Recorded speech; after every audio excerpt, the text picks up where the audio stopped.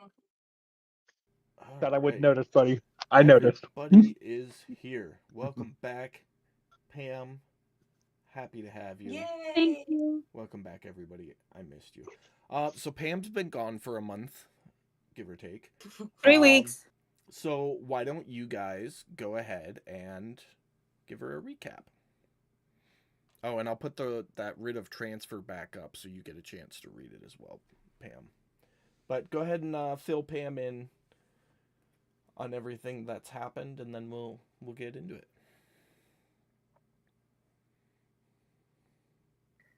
Well, we went up the mountain, made Yeah. friends with some wolves, and killed a troll. True.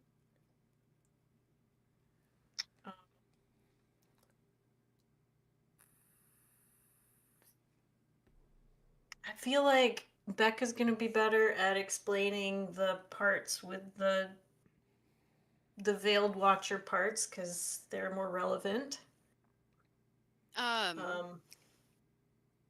Yeah, got up to the top of the mountain. The veiled. So when we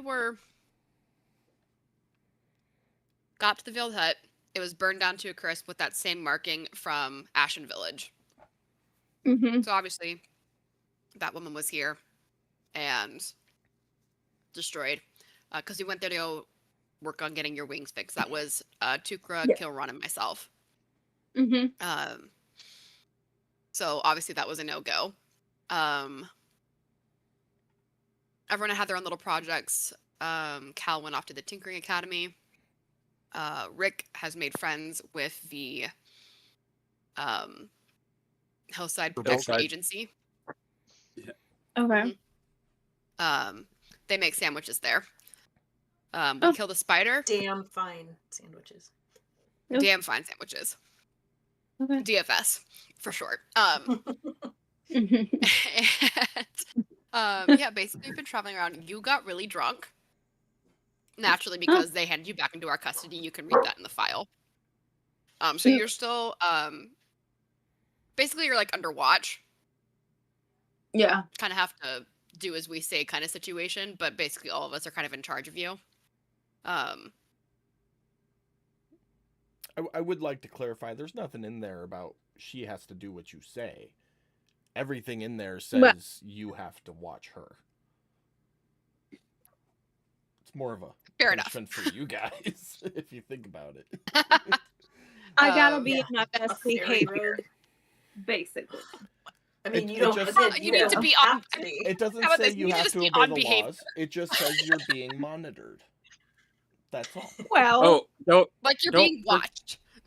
and at one point, Rick asked you about your markings, and you got a headache when you tried took to answer. 2 points of psychic damage, which you still have on you, by the way. Yes, so be aware. Avoid that subject. let's avoid the conversation so I don't get a migraine. Got it. It Yeah. follows me in game. Gotcha. That's some pretty decent cliff notes there. The final one is we went to go find another healer to get your wings fixed. We competed in a competition, and therefore the fairy was able to fix your wings. Correct? Oh, yay! I can fly. Did I finish that Yeah. last part? Hobgoblin. She was a hobgoblin. Yeah. But yeah. Hobgoblin, sorry. Okay. Okay, awesome. That's good. So you got released back into their supervision, not custody, supervision.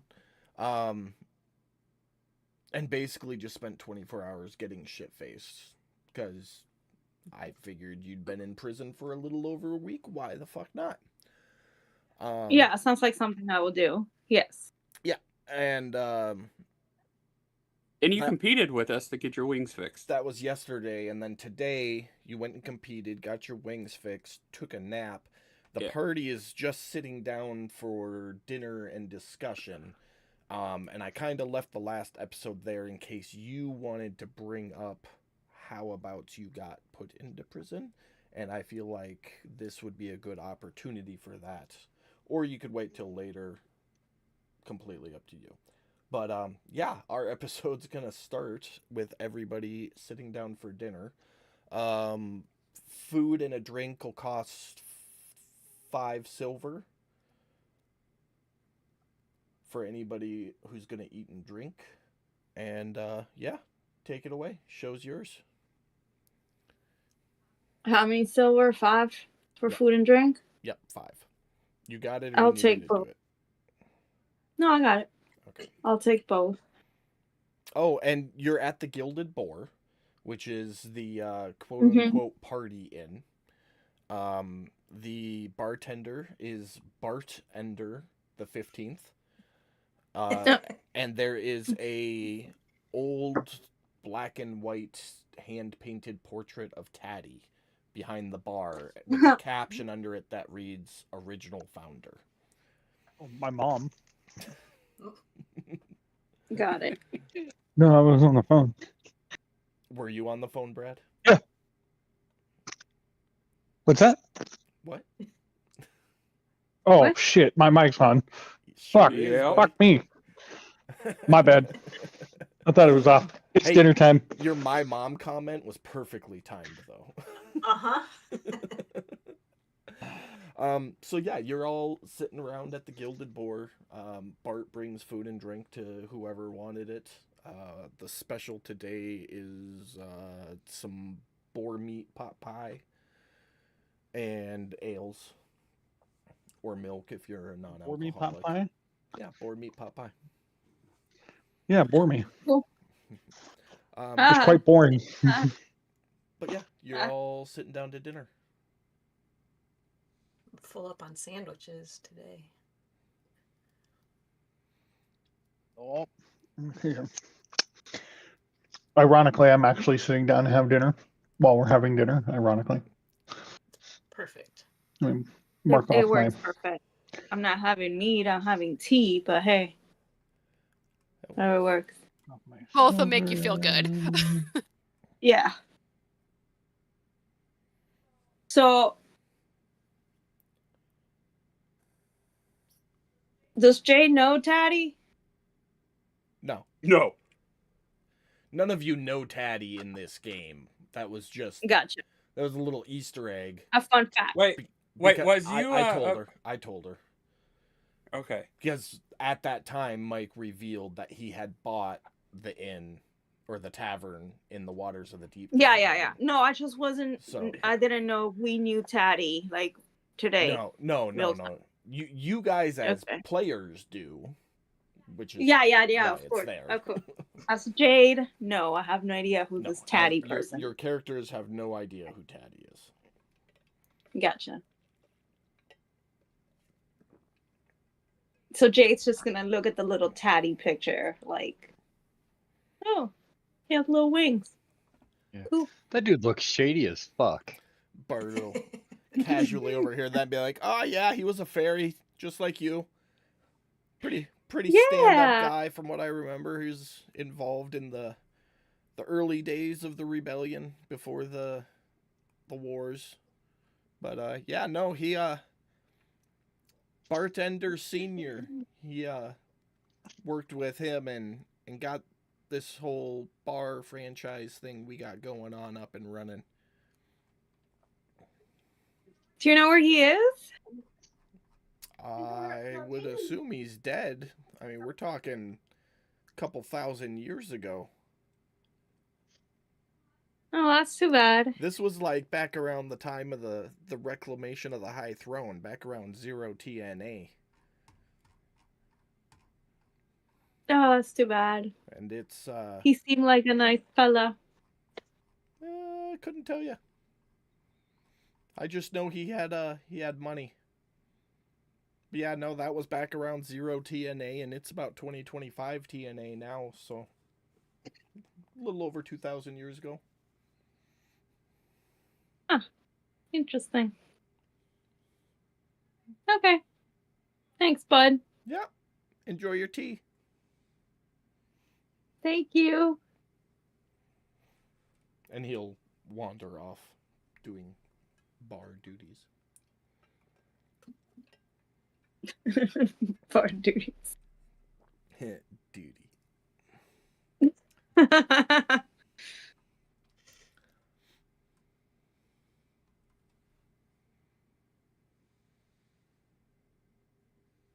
All right. Well, you're all. sit This is down. all happening after the coal mine, right? Yeah. Mhm. So this is the evening for this. Coal mine's done. Your rifle is made, or your musket is made. Pearl got her wings healed. You're all Jade. Jade. or Jade, sorry, got her wings healed. And you're all sitting down for dinner. I believe you're gonna have a conversation about where you're going next and what you're doing.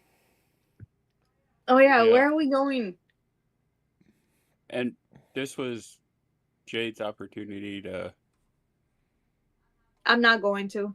She already Okay. role played something, so I figured she was gonna wait. Okay. With that said, then we'll move on. Okay, so then so we want to hunt down this Veiled Watcher killer. Then, right? I mean, I think that's kind of the plan. I mean, it's not the main plan, but it's a plan. Only because we have to overall deal with that festering disease from the swamp, right? Well, that's kind of on hold as we wait to hear more. Yeah.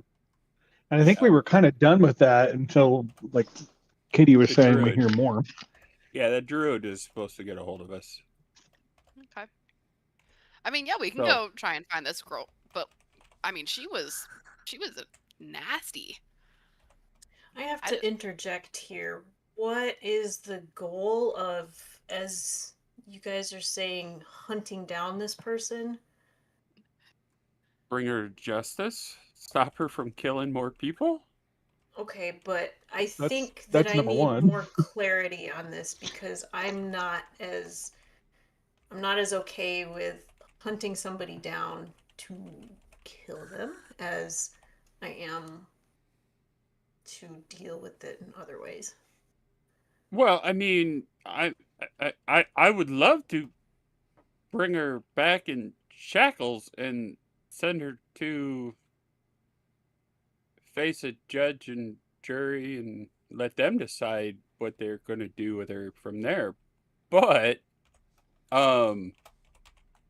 if history has shown us anything with this person, they're probably not going to go down without a fight. And it's probably going to lead to violence. She is very determined to kill off anybody associated with the Veiled Watcher.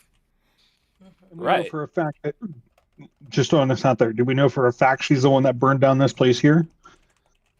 It was the same Right. symbol that was down Oh, at oh. Ashen Village. So we're assuming it's her. Assuming At a nobody had minimum. like a description or anything of a person. Right, because no one saw who did I mean, it. if I was a betting man, I'd put money on it. I would too. All the signs were there that it was the same exact scenario from down at the bottom of the hill. And we didn't see Yeah. her have any associates when she was dealing with us. So to answer Tuker's question, then at a minimum, we have her for a major vandalism. And did we find a body on that? Above table, did we find a body on this one? No body. You guys didn't. Um, The local watchers did They recover said the they did. body, though. So they've got 2 bodies on their record right now. Yeah. So Shoot, no, I I mean- thought there was no. I thought there were no remains. Next place I'm heading is to the Veiled Watchers to go look at the body. No. That's gone. They recovered it already. There was one, and they've already taken it away. That's what the DM just said. And I said it's- properly disposed of it. Okay, gotcha. Yes. I missed that.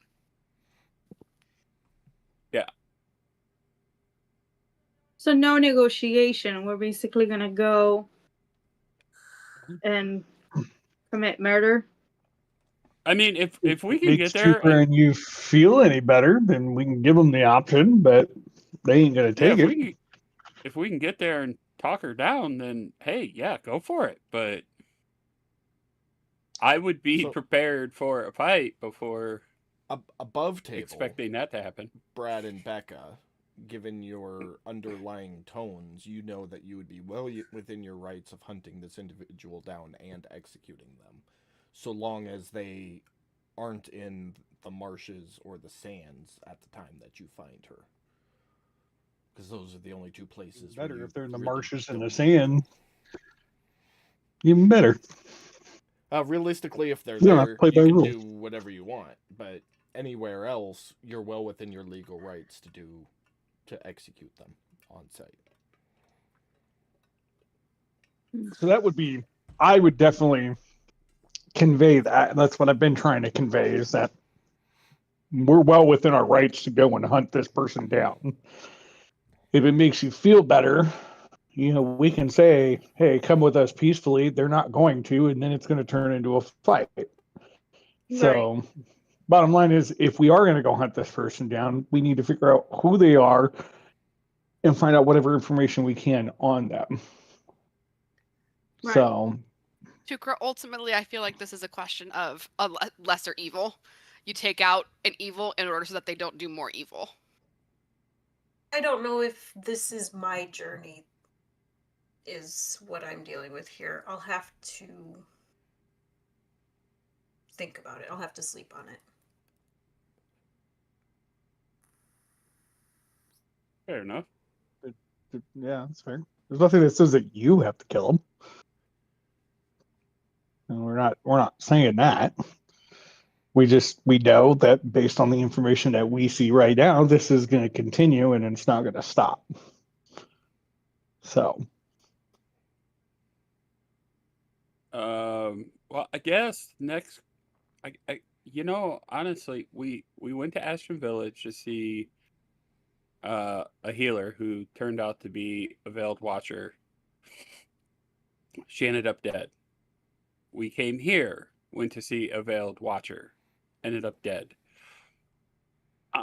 With this pattern, I would wager if we move to the next city, village, town, a settlement, wherever people are that would have a Veiled Watcher, we might be able to catch up to, possibly run into who we're looking for if they are hunting Veiled Watchers. They're like yellow pages around here. Look up Veiled Watchers. No, but what's being Yellow that I'm Pages? from the Ashen Village and people come through there for pilgrimage, I would Roll a history wager check. I'm familiar with. Huh? History check. Okay.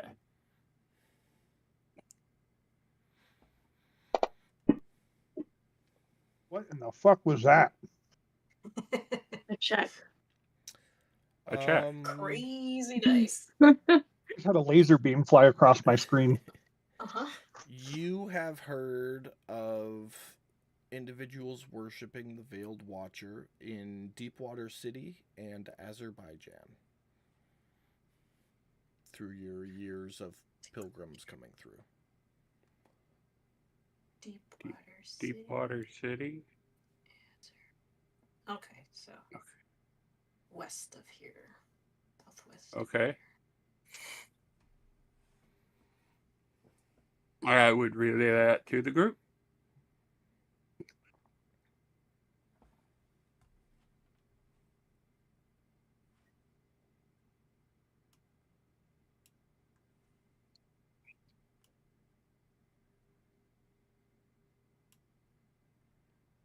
And say, I mean, as late as it is this evening, I say we finish our meal, get some sleep, and head out in the morning.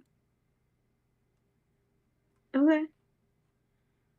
Sounds like a good plan to me. Heading where? down the hill. Okay. Yeah, down the Yeah, hill. down the hill for sure. To hell. So you said that it was Azerbaijan and what was the other one? Deepwater City. Deepwater City. Deepwater City are the two that he knows where the Veiled Watchers are at. Yep. I understand that correctly. Mhm. Is Alright. one or the other like their main branch?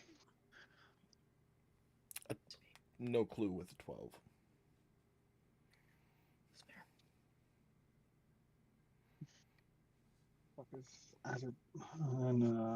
Where's Deepwater? Well, it's kind of 6.5 one dozen the other. I mean, Azerbaijan is going to be the closer of the two.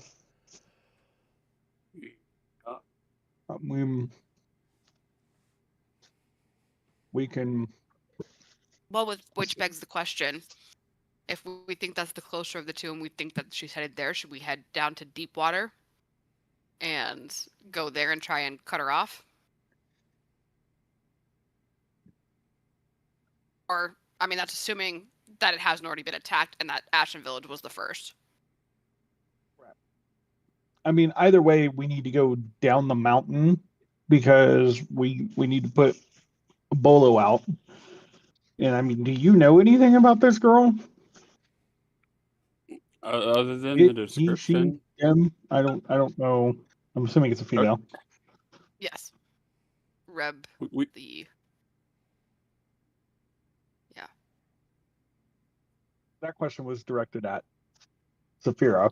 Do you Oh, know sorry. anything about this person? I mean, aside from we all know she can kick our ass. She's going to be a pain in the ass to deal with. We get that. I mean, aside But- from the description that we've all seen, and that basically she used to be a paladin for the Veiled Watcher and working for her, and then wanted to have a family, betrayed and broke the oath against the Veiled Watcher, and is now like dead set on revenge and vengeance and trying to knock out all of the supporters of the Veiled Watcher.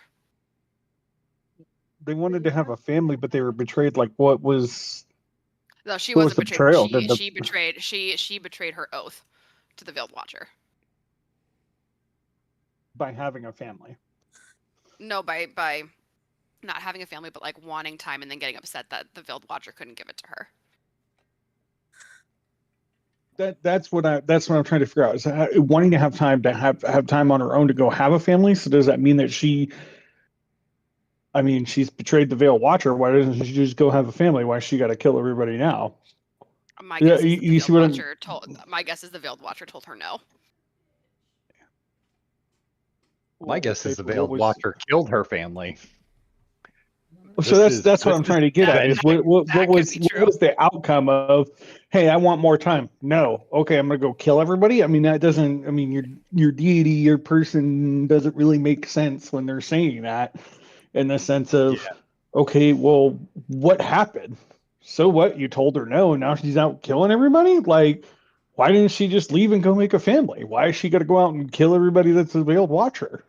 That doesn't make sense, right? Okay.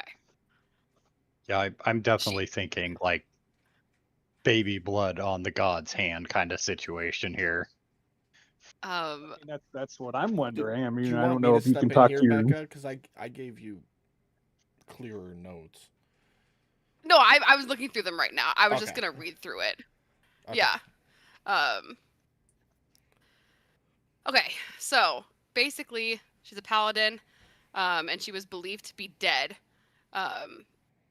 She was, when she was alive, she erased entire bloodlines in the name of the Veiled Watcher during the Temporal Crusade.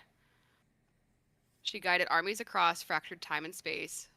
The Veiled Watcher chose her battles, orchestrated her outcomes, and defined her image. But she did not choose for her to start a family.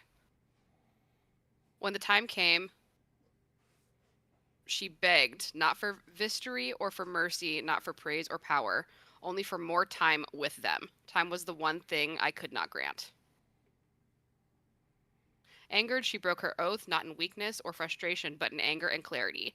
The vengeance she once swore upon my enemies, she now swore upon me and my clergy, my clerics, my paladins, my warlocks, not indiscriminately, but purposefully. And now the eye has seen you, aka me, and knows you exist.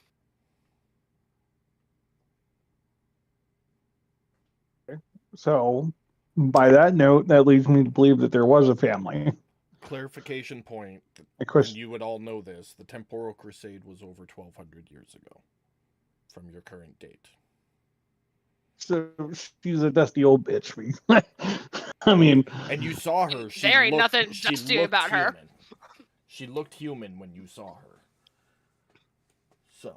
Mm-hmm. she's a Bitch, dusty this old bitch bitch. is the Punisher. But again, my question is what happened to the family? I mean, that's kind of I tried to ask questions. I can try again. I can try and get in touch with her and see if we can get more information. yeah. Whether or not your deity's got some explaining to do. Yeah, she's been a little out of touch, frankly. Tried to get in touch with her the other night. Saw her briefly, but then she didn't talk to me. You better start getting in touch with you because we're cleaning up her fucking mess. Yeah. Yeah, Chuckles McGee over there. I saw that. Katie. Mm-hmm. Well, I think that's our next step is one, we got to find her, and two, we got to figure out what the fuck happened to the family. So, Well, my only other question. I think between Sophia talking to Saphira, talking to her deity and trying to get some answers there, and just coming face to face with her and trying to get some answers from her are going to be our two best options.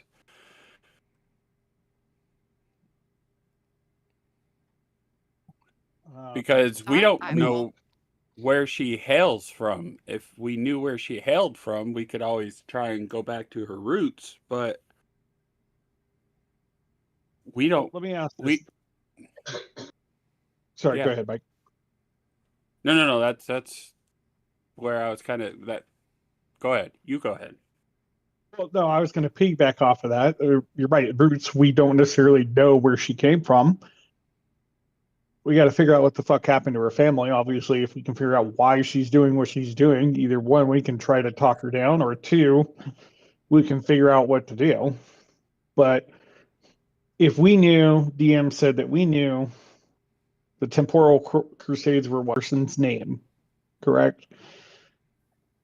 No. Like in game, we don't know this person's name. Above table, we know it just because it popped up on the thing, but in game, we don't know this person's name. Right. Do we know anybody that might know this person's name? That's kind of what the name, Becca? Mm-mm. Nope. I'm playing off of the Okay. Well, yeah. Just for clarification for players, I'm playing off of the name that popped up. Okay. Yeah. Unfortunately, it's not listed in the description or anything like that. So But we try won't and contact actually your know it. deity. Look for a name, place of origin, or a home base, and maybe what happened to the family, and what's keeping her alive this long. See if you can get answers to any of those questions. That sound that Yep. tick off all the lists there, everybody? Anybody got anything else? Like Yeah, find we're- what her weakness is so we can kill her? This is that's what I'm getting at is we need to start digging into her past if she's that freaking old.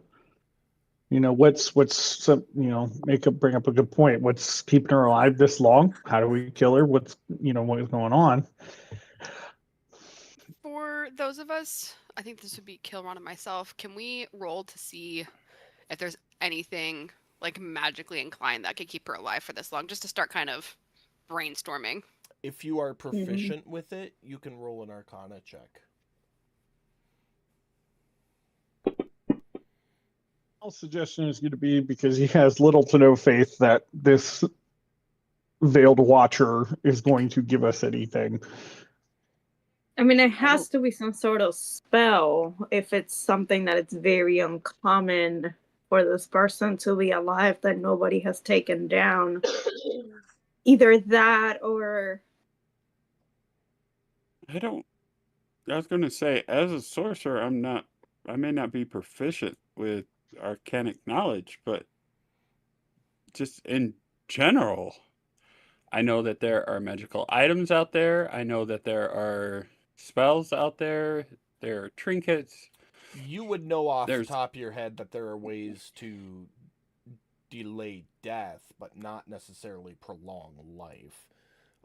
With Yeah. a 13 Arcana check, you, Saphira, would know that there are some very abstract and occult legends about extending one's life. The only note that really pops into head is the diary you read in the swamp, the Lich's diary, and how becoming a Lich will basically give you immortality. That's the only specific thing that comes to mind. I'd relay that to the group. And then say, could you imagine if we're dealing with a League of Liches? I mean, I was actually The just thinking lulz. that we just saw The one of lulz, these the League of motherfuckers come Liches. up from the fucking. The lols. I'm gonna write that down. Well, we did just see one come back to life. Do it for the law. So, I mean, it's not too hard to believe that whatever's keeping her alive may be the same damn thing that's affecting this Lich. So they may be intertwined. But And somewhere, my vote is if undisclosed location in the swamp. if your deity, veiled watcher, whatever, doesn't want to answer us, then we need to go somewhere that has lots of books on history, or someone who's very familiar with history. I don't know if you guys agree or not. no, 'Cause yeah. honestly, we can't intercept her without knowing who she Right. is, what she is, and what the hell has given her all this power. At that mention, Cal and Saphira, you would know that the Watchers keep very detailed records of various events, confiscations, etc. in their record hall. Kilron, you're aware of the insert snazzy name library in Azerbaijan, where a lot of the sorcerers and wizards go to extend their arcane knowledge, but it is a multi-purpose library. And Jade, you are familiar with the Sea Elven Library in Deepwater City, which holds a plethora of books. Yeah.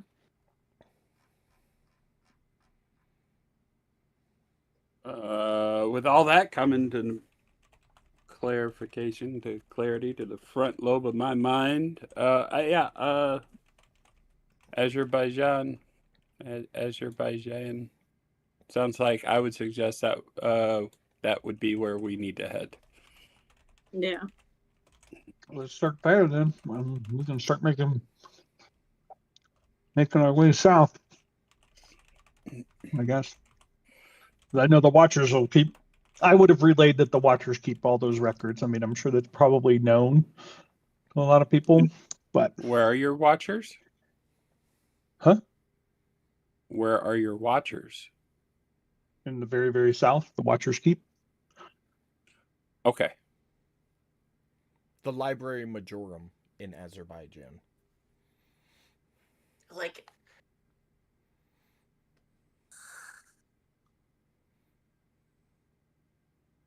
Okay, so we head south down out of the mountain, back down to Ashen Village, and then just shoot west down the road to Azerbaijan.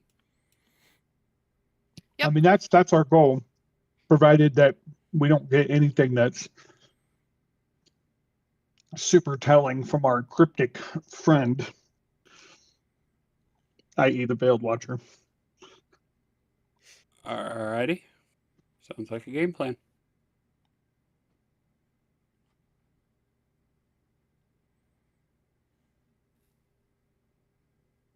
All right. Well, with a game plan set for tomorrow, I'm gonna finish my meal.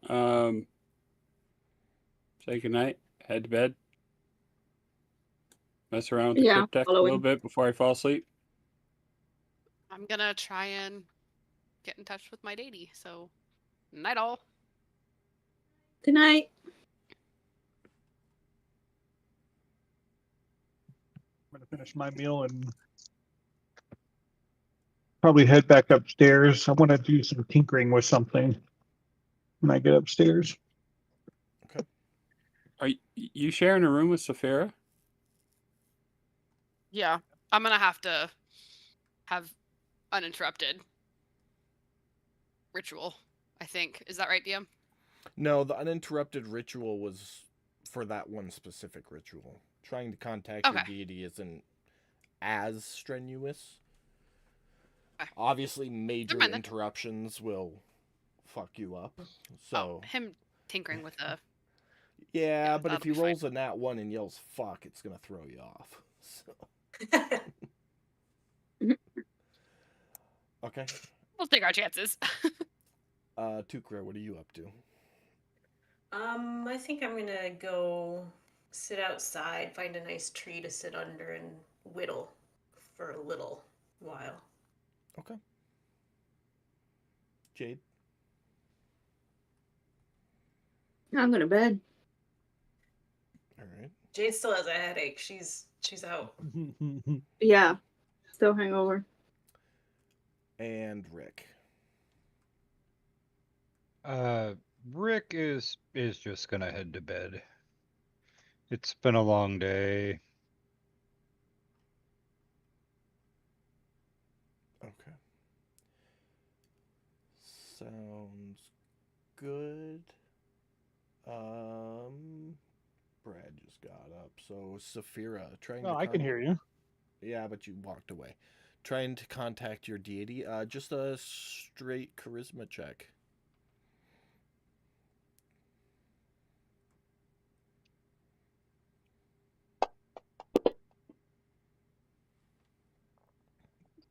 Great start to the night, guys. Hey, it wasn't a 1. You definitely feel reconnected to her now that your sigil is back, but there is no response to your callings or your prayers or however you want to describe whatever it is you're doing to try to contact her.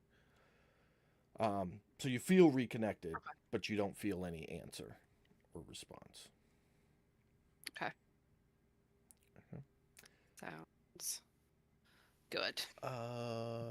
Tukra, what are you drawing or whittling?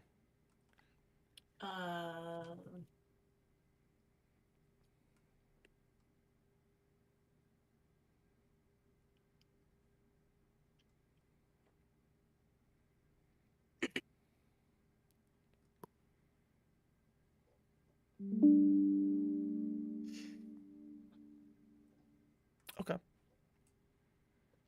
No issues. I will put that in your inventory.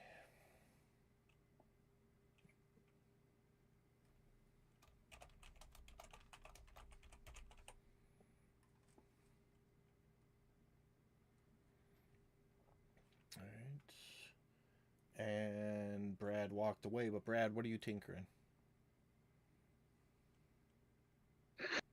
I've got those frost spider venom sacs.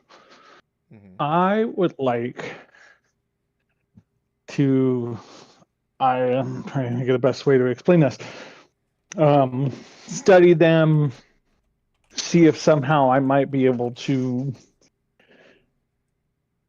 apply them to a bullet or something. Make some kind of either poison bullet or, I don't know, frost damage bullet or something. Picking up what you're putting down. Start me off with a nature check to see if you understand the venom sac, like the anatomy of it.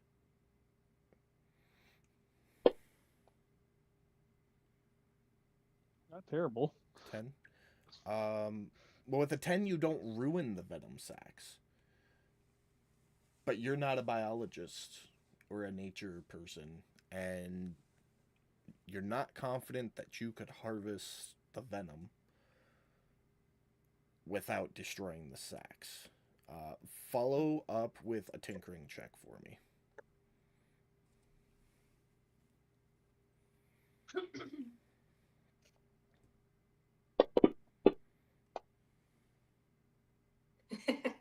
A tinkerer you are.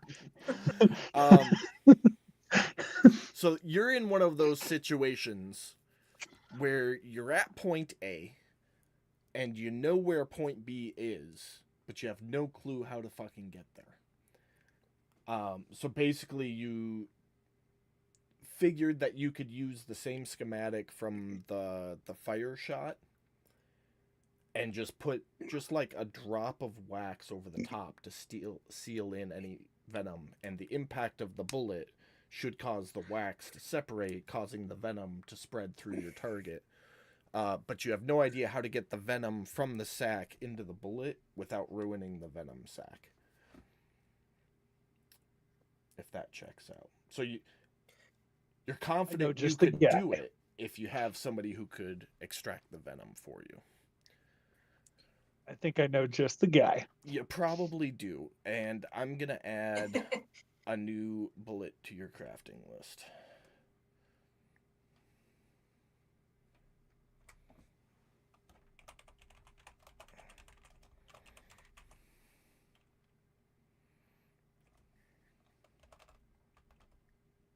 It's on the one that's in my inventory, correct? Yeah.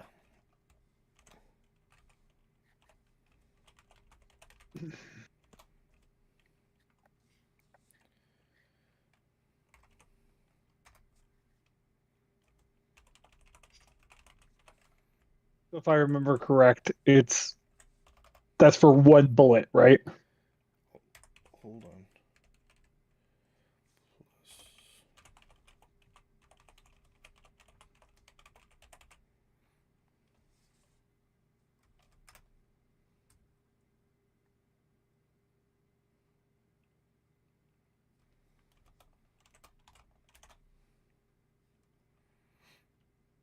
Yeah, so like the fire ammunition, the origin cost, so you have to make like, let's use your break action for example. You'd spend the 2 gold to make 20 rounds. And then for fire ammunition, it's 5 gold plus an original round will give you 1 fire shot. Okay.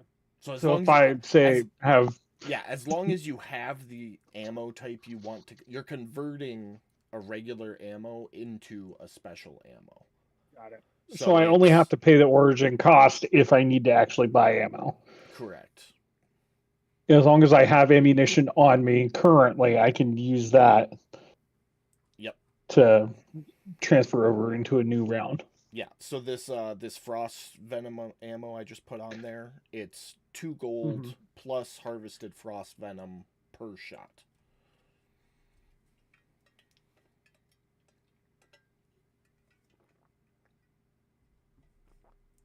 Enough to make 2 shots. So hopefully we can find more. If not, hopefully we can find something more that's got venom. You don't know how much venom you're going to be able to extract out of the sacs. Oh, true. That's true. Fair. I was equating it to 1 sack equaled 1 bullet, and I was like, well, I guess I'm going to be killing a lot of fucking spiders. I mean, maybe. We'll see how good nature rolls are. All right. Does that take care of it? Did anyone else have anything they want to do before 9 nights? I think Mike was rolling for Cryptex. his thingy. Oh, yes. Go ahead and roll a D100.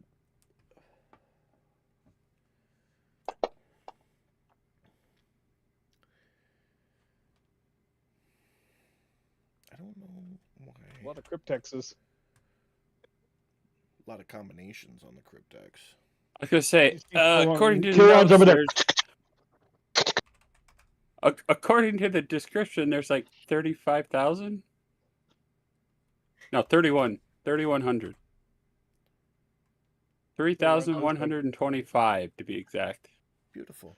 Better Does 80 of them in like 2 minutes. Just You are sitting there going through combinations, and an item drops out onto your lap, and it's in your inventory. It's the totem. That's so exciting. I love it when something happens when he's fucking around with that thing. Love the Cryptex. It's not even my token, and I love it. I don't want it to be. I think it's more exciting just experiencing somebody else doing it.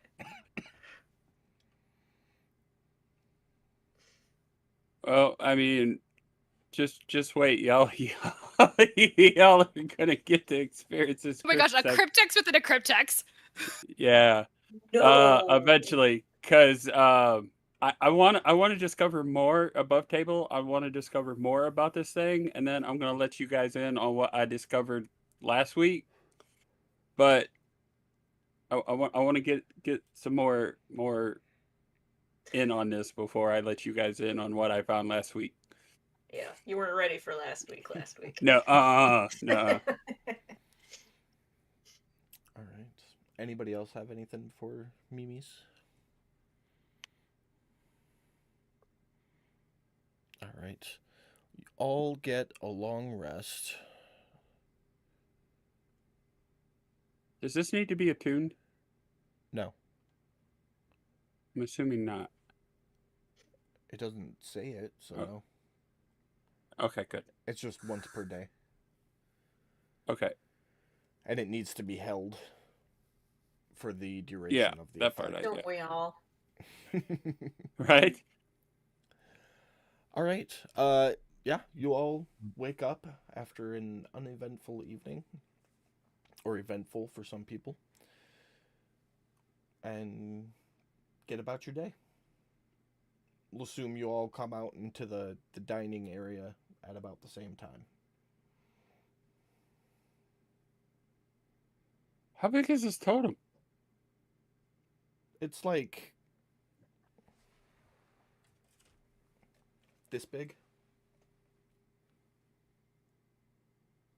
Okay. Whew, okay. It's like a little figurine, like an action Okay. figure. Okay. Well, when I think totems, I'm thinking, like No. I gotta hold this thing to make it work. No, it's like this big, Okay.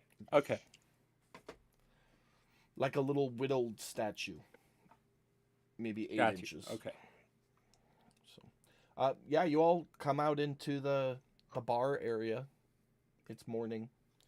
Bert is still standing there serving, chipper as ever. Morning. You missed quite the party last night. We doing breakfast today, or are you guys running out right off?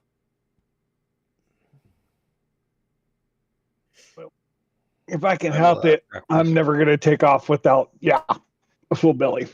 Rick, you're right up the alley. I like it. Yeah, for sure. Eat. All right. We got biscuits and gravy for special. Ground up boar meat. Yeah. Hell in yeah. the gravy. I'll take 3. 3. All right. 3. It's 2 silver a plate. He chops up a bunch of biscuits and puts them in a bunch of bowls and ladles on a bunch of boar sausage gravy over the top and puts them all out and goes, "Here you go. Enjoy." Gathers up the coin. Thanks, Bart.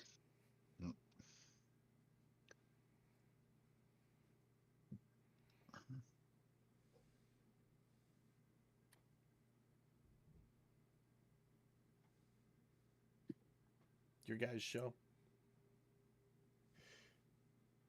Sorry, I'm taking notes at the moment. Everybody's eating Rick- biscuits and gravy. Yeah. Yeah, Rick's Yeah. eating.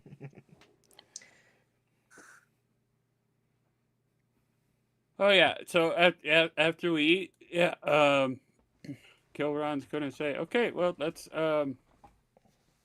scoot.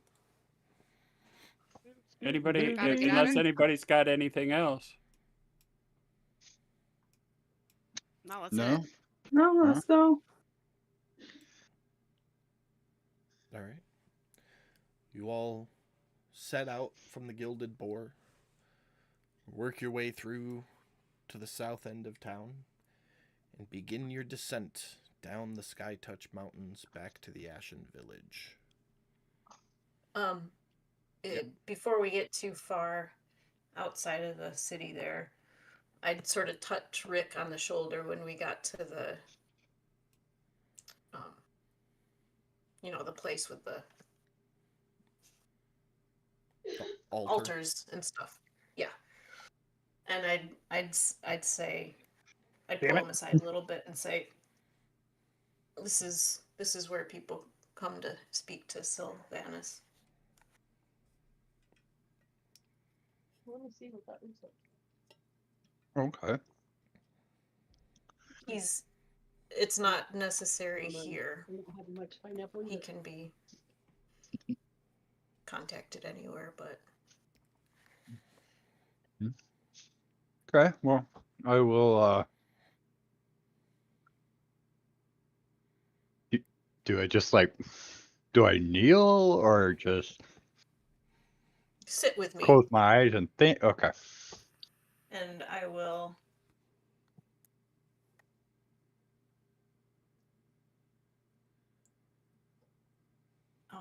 I hope this sends in the language that I picked.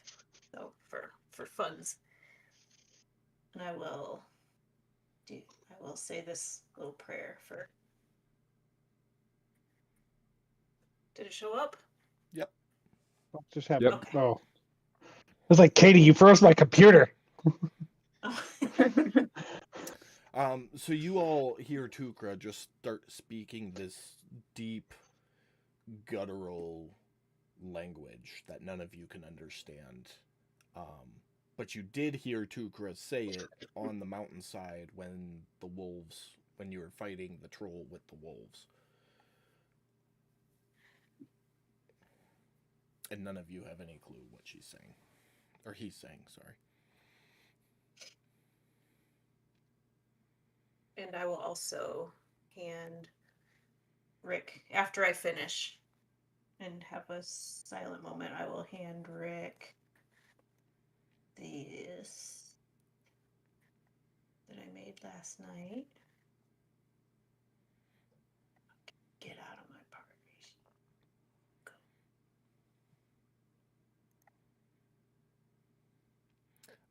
Rick, as you Oh, wait. sit with Tukra, put it in the party sheet, Katie, and then Rick can grab it out of there. What do I drag? What part of this window do I drag to put it in there?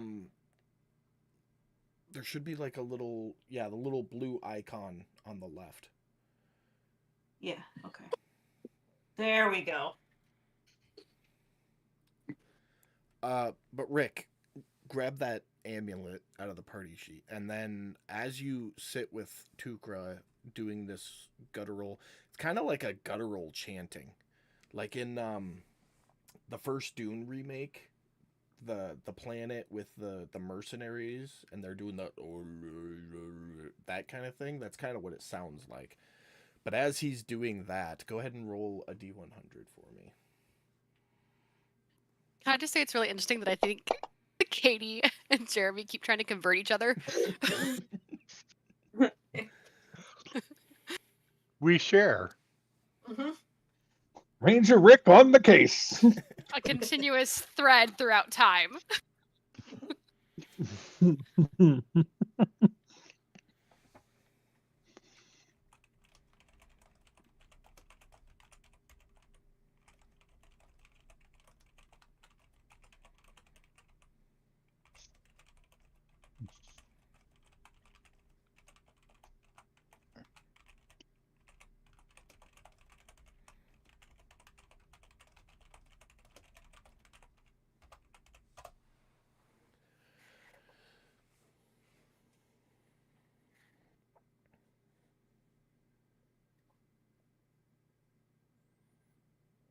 Rick, as he takes the symbol, is gonna bow his head in gratitude, and kind of notice he does like one of those full body shivers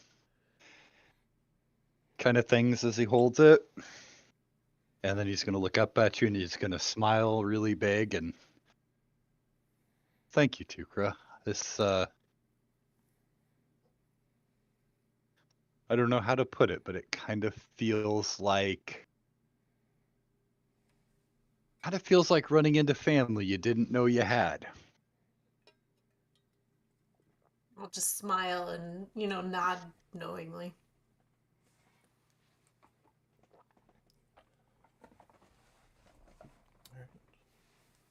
By the way, do I have to pray in that strange language, or can I just use common? It came upon me as part of my journey, so I believe you speak whatever language. And All right, well, you've got to teach me that, because just that deep resonant chanting, I like that. Because I'm assuming it's kind of like the monks kind of chanting and stuff that you can watch on YouTube, where you just like you feel that vibration from the base in your chest kind of thing, Yeah. Yeah, it feels good. Yep. It's like a massage from the inside. Above Right, table, I yes. think for Rick's prayer chant should be the TikTok version of that Dune scene, where instead of it being like it's cheeseburger, hamburger, hot dog. It's the sandwich. I'm okay That's with just that. me. Right. Right. Until we find a god of sandwiches, I'm pretty happy with what I've got. With the moment. Okay, hear me taken- out. A Go. deity called the Sandwich coming from the shifting sands. It might exist. There are many, many deities across the lands of Alteron. Just saying. I would spread the god of sandwiches, power, and love across this globe in the way that has never been done for a god before. I'm just saying. Like mayonnaise on a nice seeded rye. Because it's get it spread. I got. Okay. Yep. That's sorry. With the I'm for moment it. taken, you all continue on your path down Skytouch Mountain. Assuming this turns out nicely, which it did. First day, there is no con saves for weather, as you all had a hearty morning breakfast before setting out, and rejuvenated by accomplishing some tasks and knowing you can get some shit done. No issues on that first day down the hill. At the end of the day, go ahead and give me a round of survival checks to find shelter for the evening. Mark off my rations for that day. And mark off rations, yes. Oh God. What was it? Survival? Yep. Mm-hmm.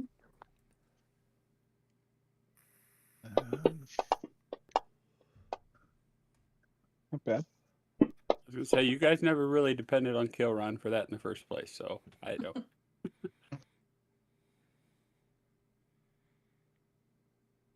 Wait, Pretty I'm bad getting when Jin. Cal's getting getting the highest. Hurry up. Guess I'm still hangover. Just waiting on you to roll, Pam. I did. It didn't go through. Didn't show up. What do you mean? It was a 2. No, it didn't show up. Well, look at it, Jade. Twos don't count if they're not there. If it's not in the chat If If box, it's it not on the doesn't count. board, it didn't happen. Though I did hear her say, "Oh no!" So I do believe her that it rolled a 2. Yeah. No, that was an oh no, it was a nat 20. There it goes. That's Hey, better there though. you See, go. look.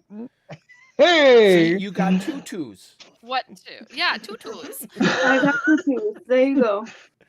A fairy with a tutu. You guys Hell yeah. find a nice grove of trees, allowing you all to get a long rest that night. Setting out for your second day. Having gotten a long rest and it being a nice day, go ahead and roll con saves. Everybody click +2 before you roll, though.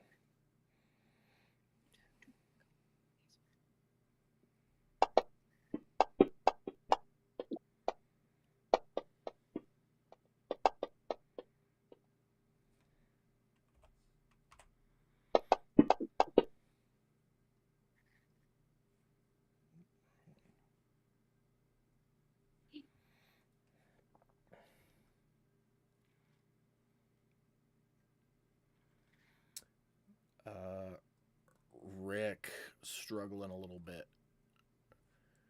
That cold kind of bites in on you. You're going to take 1 level of exhaustion from the cold for the day. Me and Sheldon are gonna dig down 20 feet and just follow the group 20 feet underground below the frost line. Wait, wouldn't it be Pro- colder under the ground? Prolonged moisture exposure from being underground where things haven't fully frozen yet make you slightly hypothermic. Same effect. Just saying, I'll cuddle you if you need warmth, Rick.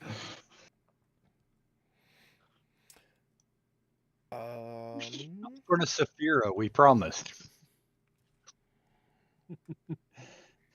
At the end of the second day, you guys are near the troll cave, so you have no issues finding a location to take a long rest. Oh, Mike, were you gonna fuck with your cryptex at all? Yeah, actually. All right, roll me another D100 for the first night, and then go ahead and do a second D100 for the second night. 33. 88. Man, doubles.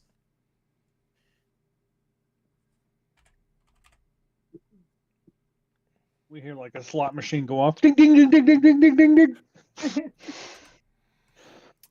All right, no results this time around, or these times. But yeah, the troll cave is there for you guys to sleep in, or you can do another round of survival checks to find an alternate location, if you wish. Good with the cave. Mm-hmm. Okay. Can I forage a little bit? Yeah, go ahead and roll a nature check. You know what? Oh, never mind. Answered my own question. I was just gonna say, could I go hunting while Tuker's virgin? You can roll a survival check followed by a dexterity check plus your proficiency bonus. I will also forage Survival. while Tukra's foraging. That ain't gonna happen very well. And you want a dex check, Plus your proficiency bonus.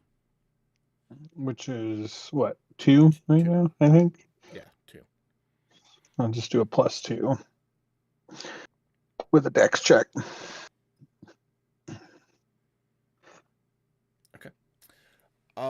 Saphira and Tukra, your foraging will get you a bunch of some like root plants and berries.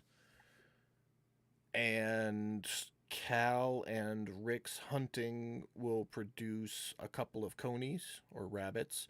So you all can make a nice stew for the evening, which will give you a +2 on your con save tomorrow, as well as you will not be required to mark off rations for the day. While we're foraging, I'd chuckle a little bit seeing that Saphira is doing better than I am, and I'd tell her about how I'd forage at home and my father would get frustrated with me because I should be better at finding things. Do you That just regale takes- the story from episode 0? Uh-huh. But without like the heavy emotional bits to it.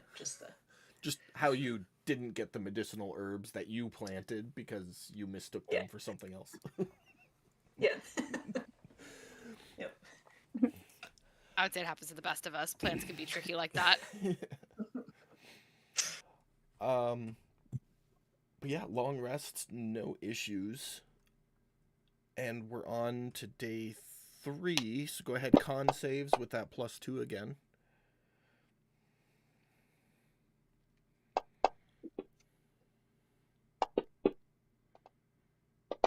You know, I just realized I rolled a con check the last time. That is what it is. Maybe I should have stuck with a con check, but I should probably use my human inspiration to reroll. Entirely up to you. So is the 2 No. from the 2 from the stew added to the 2 from the gear? What deer? Gear. Gear. Oh, Because no. isn't The gear is adjusted into the DC for the roll because you all have the cold weather gear. Oh, So it's okay. just a flat +2 because you had a nice, warm, fresh meal. Oh, okay. So, Saphira, were you gonna re-roll that, or you gonna leave it? No, I'll just keep it. Only because I don't know what you have planned for us, so Okay. better just hang on to that. Well, Kilrun and Saphira, it got to your toes. You know, like when you're outside and it's cold and you haven't moved for a while, your toes and your fingers are the first things to lock up on you. That's what's happening. I got it. I got 2 pairs of socks. I'm putting another pair on. Okay. It'll keep it from being permanent. They told me. They told me to get 2 pairs, 2 extra did. pairs of socks. They I did, and you listened. Did you do that? Mhm.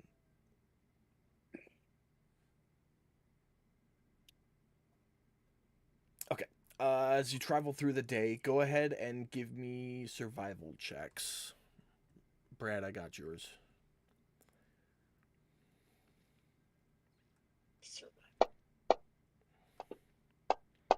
Brad rolled a 4.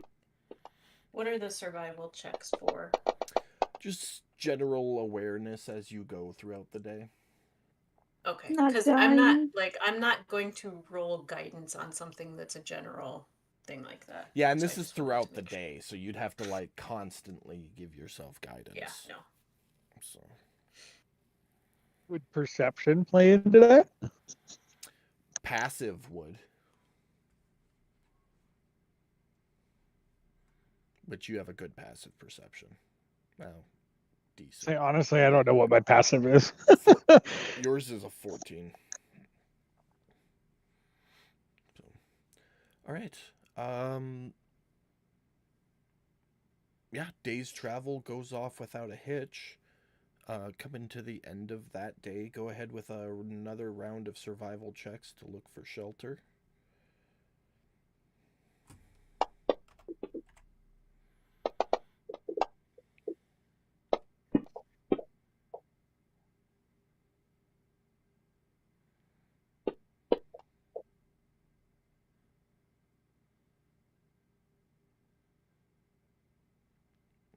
Saphira coming in clutch, remembering where you guys stayed on your way up the mountain.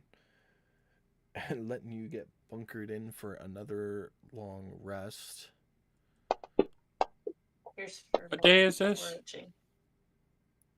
Give me 1 second. I was taking those exhaustions off. That is the end of day 3, so you're going into day 4. Okay. Cryptex for the night. Yep, go ahead. Cryptex. Man, you be throwing them 80s tonight. Yes.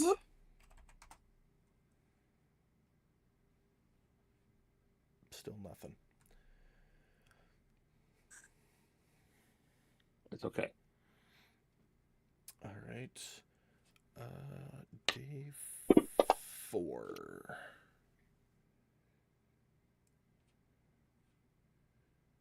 All right.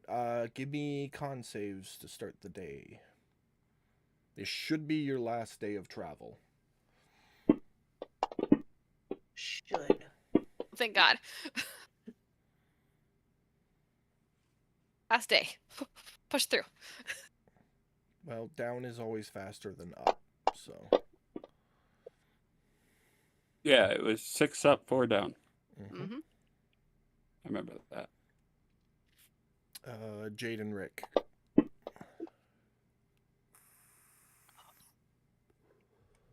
Rick feeling hearty today.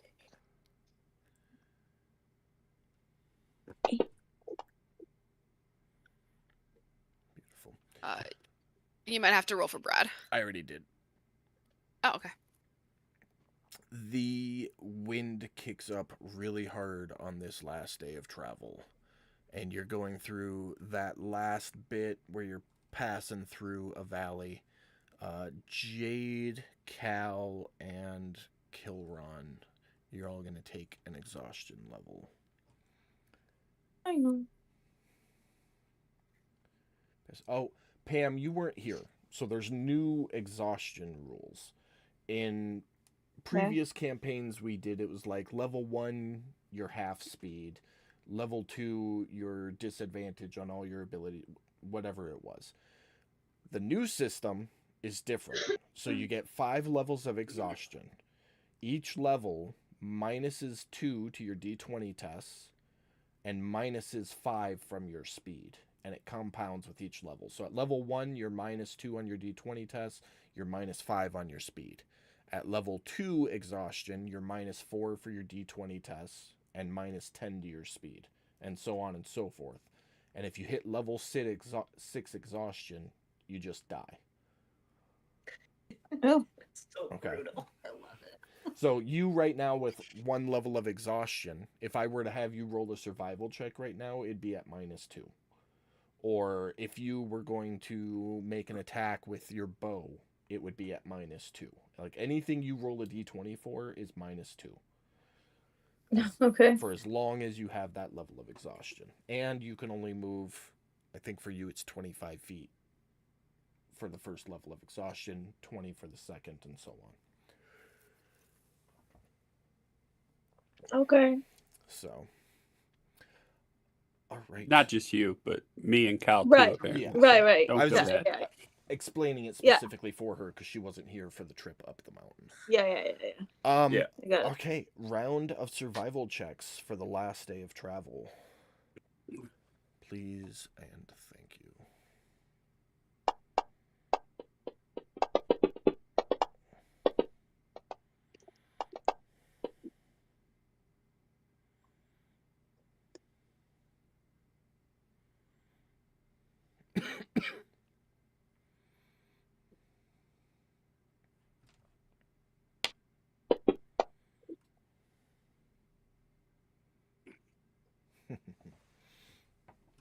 Give me a second.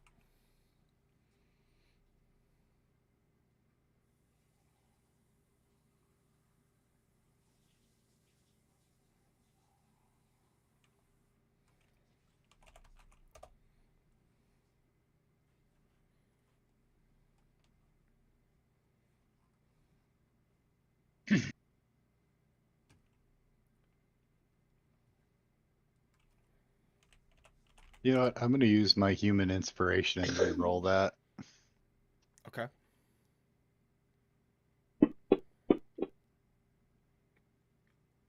Okay. I am too. So yeah, that was much better. Oh yeah. Hallelujah. Okay. Make sure you unclick your inspiration. It's in the top right corner of your character sheet.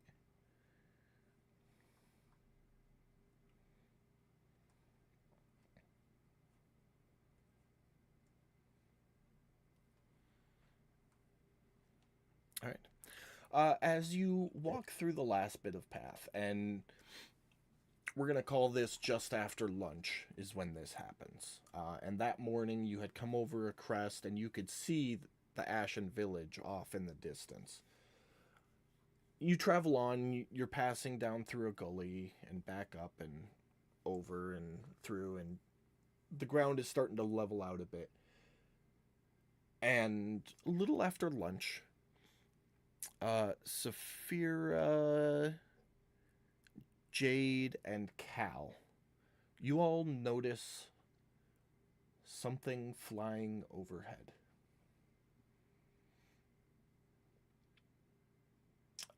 The three of you give me a perception check. Saphira, Jade, and Cal.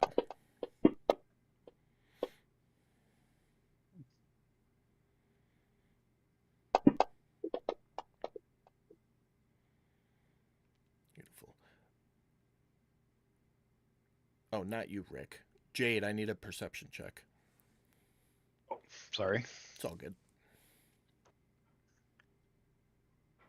I think she's in the kitchen.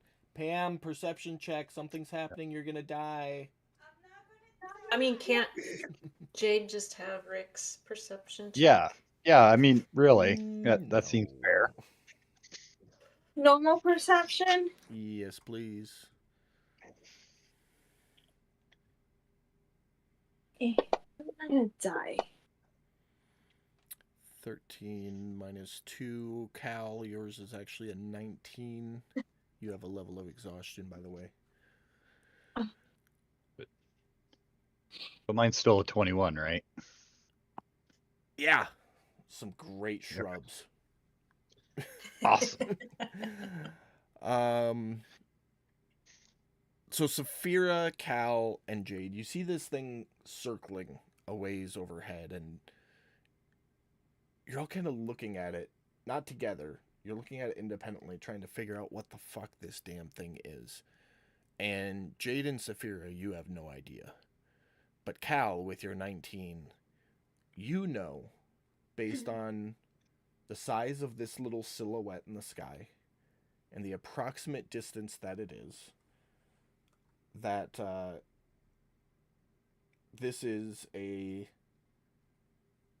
medium-sized winged creature with a larger wingspan than what you would expect normal flying creatures to have. Which would lead you to assume that this is some type of predator.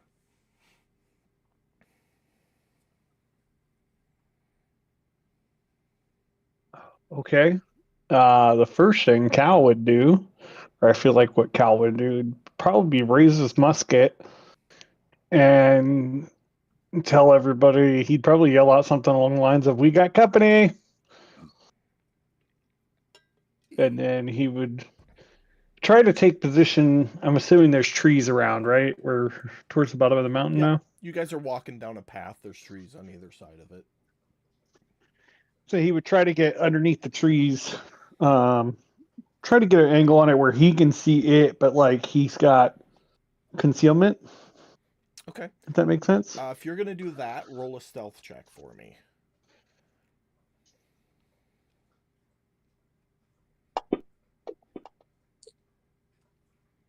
Okay, yeah, no issues. You get off into the bushes, kind of duck, and have your musket trained on it. It's probably about 400, maybe 500 feet up into the air and away. It's just kind of circling the general area.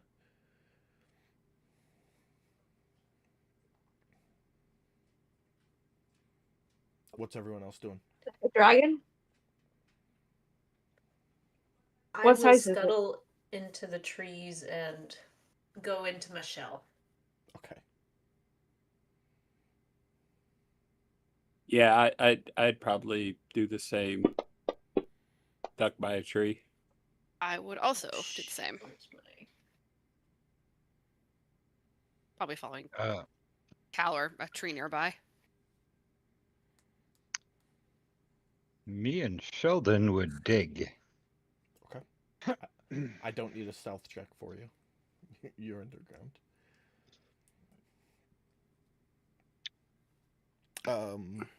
Jade, what are you doing? How big is this thing? You don't know. Big enough to eat you. It's a black silhouette. Presumably bigger than you. Well, Brad didn't relay any information other than we've got company. So you see it, 500 feet away. You can tell that it's a winged creature of some sort, but you don't know beyond that. Can I aim it You can aim at it, yeah. from where I am? I don't know if you can hit it from where you are, but you can definitely aim at it. Can I try? Longbow's got a range of 600. It's between 4 and 5, so you could definitely try to take a shot at it at disadvantage. Yeah, fuck it. Okay. Yeah, drop the attack at Disadvantage -2. Disadvantage -2. Go ahead and drop it in the chat box.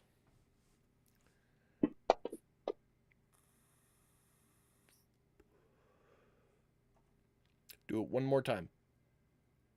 Just like that.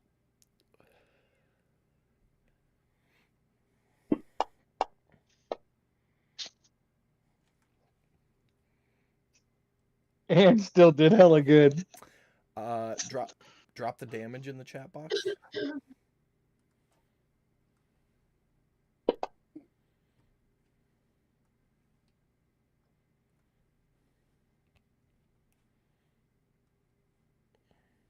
I'm gonna laugh when this turns out to be one of the druids. Oh God. I'm gonna laugh if it's Balar. So you stand there and you're like, fuck this shit, and cock your longbow back and let it go. And sit there and watch. And the flight time of this arrow traveling that distance is probably 5 or 6 seconds. And then you just hear a loud indicating you hit your target. Cool. Yeah. You watch the silhouette kind of dip and fall maybe 30, 40 feet before regaining its wings and lifting up and circling towards you guys, but not coming any lower. If it didn't know we were here, it knows we're here now. Oh no, she's here. Well, For intents and Who's I'm not- purposes, Imosabi? we're gonna call the silhouette 400 feet now, and it's a new round. What would everybody like to do? I'm gonna stay right where I'm at and try and take a peek at figure out what the hell it is before I come out. Okay, make a perception check.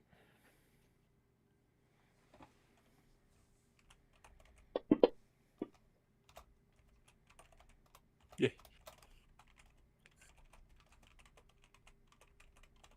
I will be role playing as a rock. Okay. What's everyone else doing? It's definitely something that flies, Kilron. Yeah. Guys, it's a bird. It's a plane. It's Superman. Cal is going to stay underneath the tree under his concealment, but still try to keep an eye on it. He's not quite ready to take a shot at it yet. He's waiting to kind of see if he can make out exactly what it is before he does anything. Okay. Make another perception check. -2.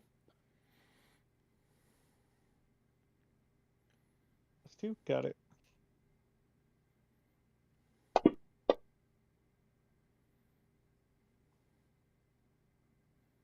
Plus -2, right? Yep, it did it. Okay. Okay. You see something you've never seen in real life before. Oh, why would Knew you it. shoot that? So pretty.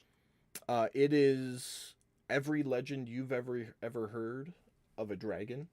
It is silver in color. It is medium size, so it's fairly young. It's about the size of a human. Gotcha. Make a history check for me. He's just a bee.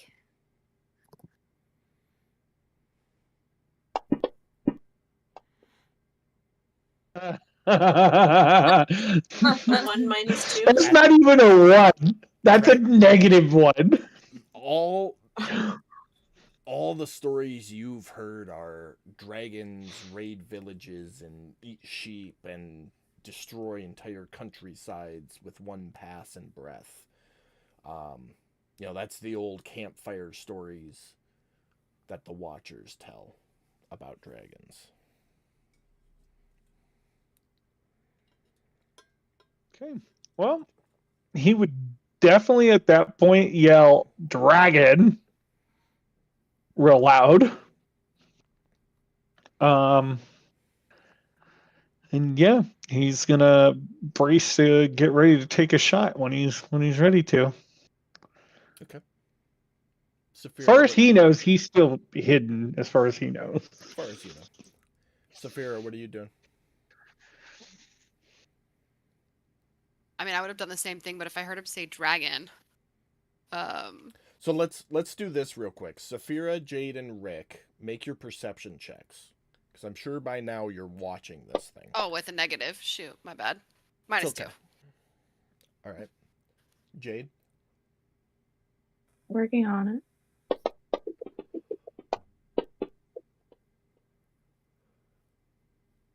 Beautiful. Rick and Saphira. You see this. All three of you see that it's a silver dragon. Jade,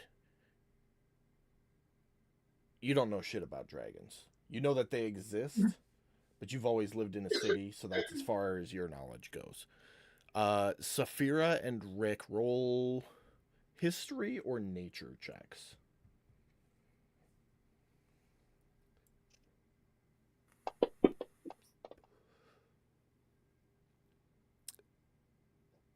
And that's a -2 for you, Saphira, for an 18. Rick, you've never ran into a dragon before. Some are good, some are bad, but you really don't know. Saphira, you recall out of one of your wonderful lore books, silver dragons are inherently lawful good. And on the rare chance that you run into one, it's usually because they are working for Then I would relate. for the betterment of existence. I would absolutely relay that to everyone. Look at the picture; even has a rabbit in it. And it's not eating it. Eating it. I've been trying to tell you guys, you're too trigger happy. Hey, the one dude who's actually got a trigger didn't even shoot at it. I'm proud of you. You were getting there though. Oh yeah, he was getting there. You had the tension off. Oh yeah. All right. Oh yeah, he was a sneeze away. So Saphira calls out, "No, it's a silver dragon. They're good." Rick, you're underground. You can hear her, but you're underground. Jade, you're the last person to go this round. Are you doing anything? Did I hear that they're good? Yeah. Then I'm not doing anything for once. Okay. The dragon continues its descent. It clearly knows where you guys are. It is clearly dropping right in. It shouts something out in what you can only assume to be Draconic. because it's a dragon.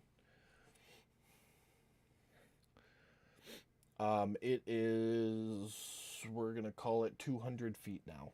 Is anybody doing anything? You can all clearly Cal- see it. It's all, it kind of dived in. It's got its wings back. It's in like a coast now, like a glide slope coming down to land right in the middle of where you guys are. I mean, Saphira Me and told us that Sheldon it will was. pop back up. You'll come out of my shell too. After Saphira told us it hearing was good, right? Yeah. She told Alright. you that After- silver Yeah. dragons are typically good. Lawful good. And if they're out and about, they're usually doing work for the betterment of all. Cal will stay under the tree, but he will lower his rifle at this point. after hearing it yell something in a language I didn't understand, I'm gonna cast comprehend language on myself just to be safe. Okay.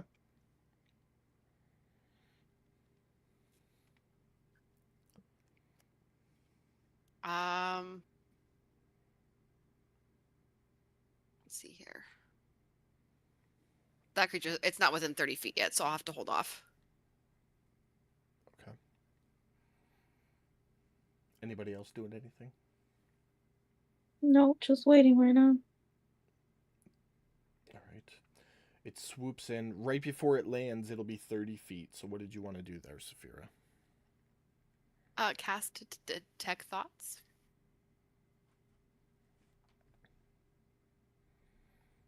Okay. See if that. Do I cast that on myself or on it? It's concentration. So you put the effect on yourself so that you're holding the concentration. Okay. And then it's, if you go deeper, it has to make the save, and that's when you drop that on it. Okay. So right now it's just save, like sensing thoughts. Yeah, so you sense that thoughts are there. It has thoughts, you know it's there.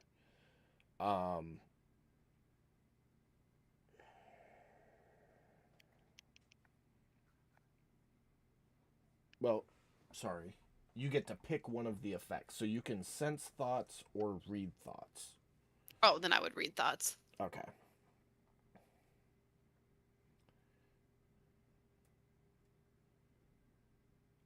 So on this moment, the initial thought is along the lines of, ow, this really fucking hurts. So, and then we're not in initiatives. Technically, every 6 seconds, you can try to probe deeper with that wisdom saving throw. If it fails, you can dig deeper. Either way, it's gonna know that you're digging into its thoughts, though. Yeah. So just let me know if you want to do that as it touches down to the ground, because that's going to be your opportunity for the next one. Yeah. Did you want to probe? No, I'm good for right now. Okay. I will give it a healing word since it's in range now. And Beautiful. So that comes in perfect timing with, as it lands, it lands and reaches up with one of its front claws and pulls the arrow out of its shoulder from Jade's shot and holds it out to her. And speaks again. Right as you drop that healing word on it, you can do it right in the combat tracker there, Katie. oh, that's enough. Oh, perfect. It says that's yours.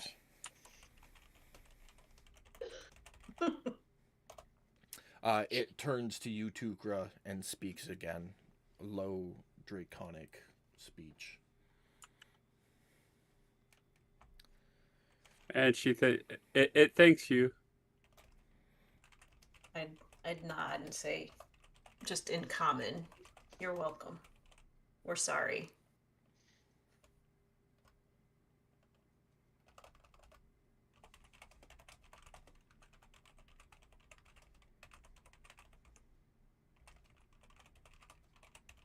Can we ask it if it's seen that woman we're chasing?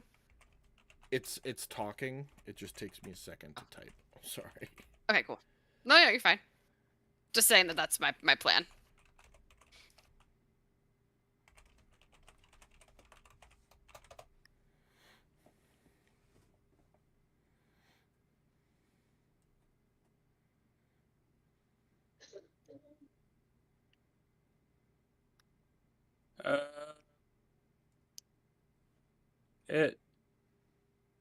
It says it's here on behalf of the Azerbaijan Council, seeking us. Yeah, that's us.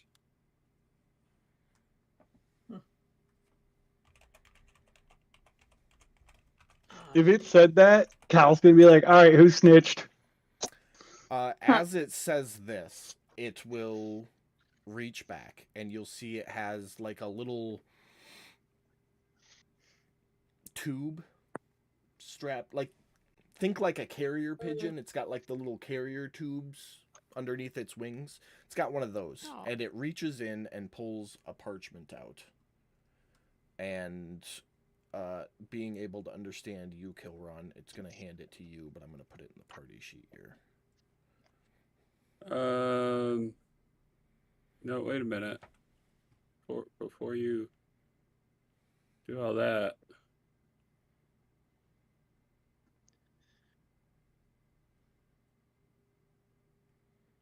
It says I understand it. Doesn't say I can speak it. Just clarify. Comprehend languages. Yeah, I can comprehend what it is saying.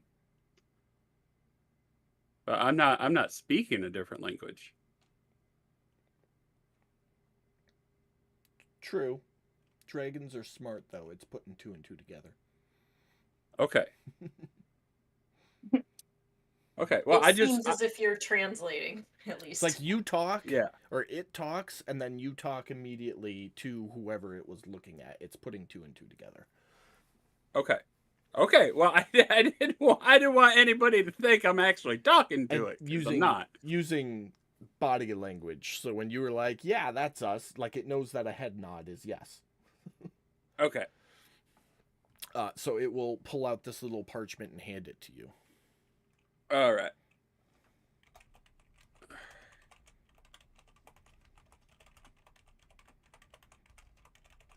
Do you take it? Yeah. Oh yeah. It says this, and then takes off, flying west.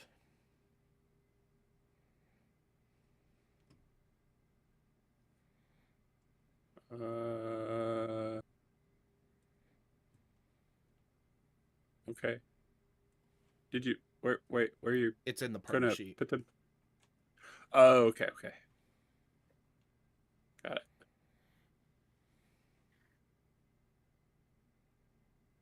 Right. So yeah, it's sealed. So I'm gonna pop the seal. It says, I mean, everybody's more than welcome to look over my shoulder if you want to and read it too. But it says, Cal, Jade, Kilron, Rick, Saphira, and Tukra, you have been formally invited to attend to the Council of Azerbaijan on behalf of the Arcanopolis. Arcanopolis. This meeting, okay, is to attend to troubles within the land of which you have previously been involved with. Please make your attendance with whatever haste you may. Sincerely, the Council. Wait, why do they want us to join them? They like us. Oh, there we go. There you go. It's in the chat. Because we've been Read it involved for with yourself. it's probably about that lich and that infection shit we've dealt with. I mean, we They were ain't trying already to heading blame there us for anyway. that shit, are they? No. Hope no, not. they're saying like I'm betting that one druid dude, the one that yeah. likes to pretend to be a bird. I'm betting he's part of this council, so he's probably like, "Hey, I know some suckers we can drop all this shit onto and not have to deal with it ourselves." It's funny that you think he pretends when he shapeshifts. He has become I the do. bird. That's an above table inside joke for me, Mike, and Katie. I mean, I'm just saying it sounds a little sus when they say is to attend to the troubles within the land of which you have been previously involved with. Okay, well, hold on. Let's just say this: we were out there dealing with it. We weren't involved with that shit. I didn't raise no dead guy. Just throwing that out there. I'm No, I'm but gonna we have more quietly say information. I am Oh, involved. sorry, go ahead, Katie. Let's just Tukra. Tukra feels involved with the land. Blight. We're heading that way anyways, but I just want to be clear. I We have ain't more playing no. information than anybody else on this right now, so yeah, I guess we are involved.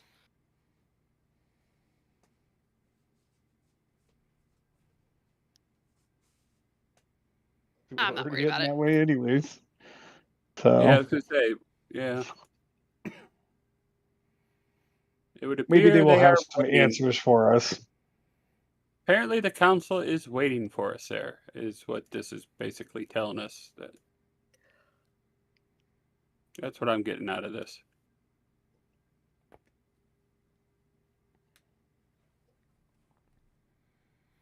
Guess we start heading that way. Yeah. Keep going the way we're going? Is that what you're saying? I guess.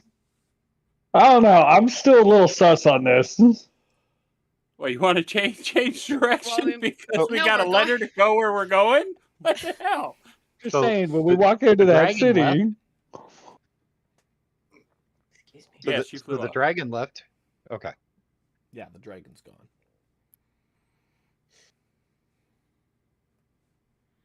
Yeah. It said, yeah, message delivered, and then took off. Probably a little ticked because he got shot. I don't blame it. only one of us shot here. Whoa. I'm gonna shrug and sort of like wipe off the dirt from ducking and covering and say there's still day left and head on down the trail. One shot or 50 shots Sorry, doesn't matter. I Still just got had shot. a random intrusive thought. Katie, when Tukra Yes. tucks inside of his shell, does he have like the same issues like when you're taking off a coat where the sleeve gets pulled in with him and it's just super uncomfortable? Probably. Yeah. Okay. Just random intrusive thought. No, this is part of the reason why the clothes have to be loose fitting and sort of Gotcha. comfortable because like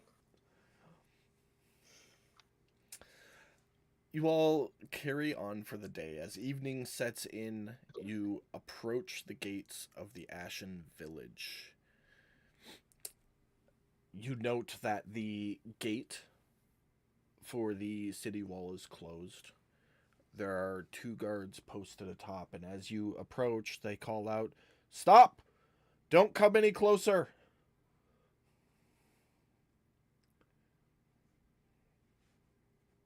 Why? Okay, why? We were just here. The city is sealed by the Health Council of Azerbaijan. A sickness has taken hold. What kind of sickness? Well, if we knew that, it would be getting cured, wouldn't we? I don't know what level of competence you people have. It's not our competence, it's the competence of the capital city. We're on strict orders. Well, Nobody in, nobody out. Until this plague has been dealt with. our above table, is he saying that they're sick inside Yes. the city? The Okay. city is sealed. It's quarantined. Okay.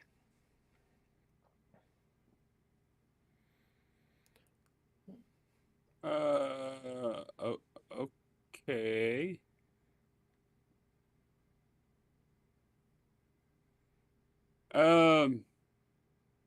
I mean, do we? Oh, yeah, we were gonna drop off your coal here. Guess that. Hey, dude. Uh,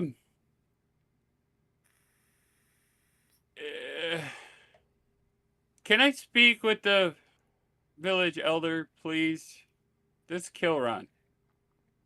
Oh, Kilron. It's me, Tom.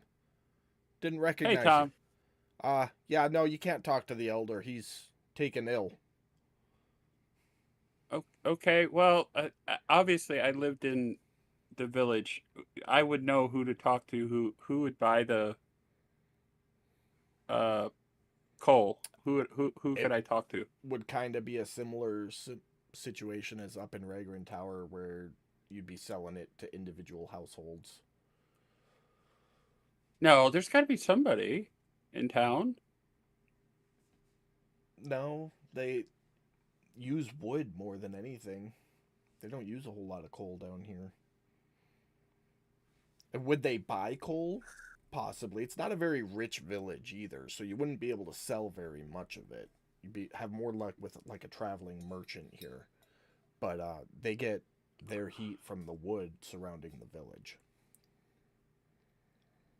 All right. Guess we'll hold on to it for a little bit longer.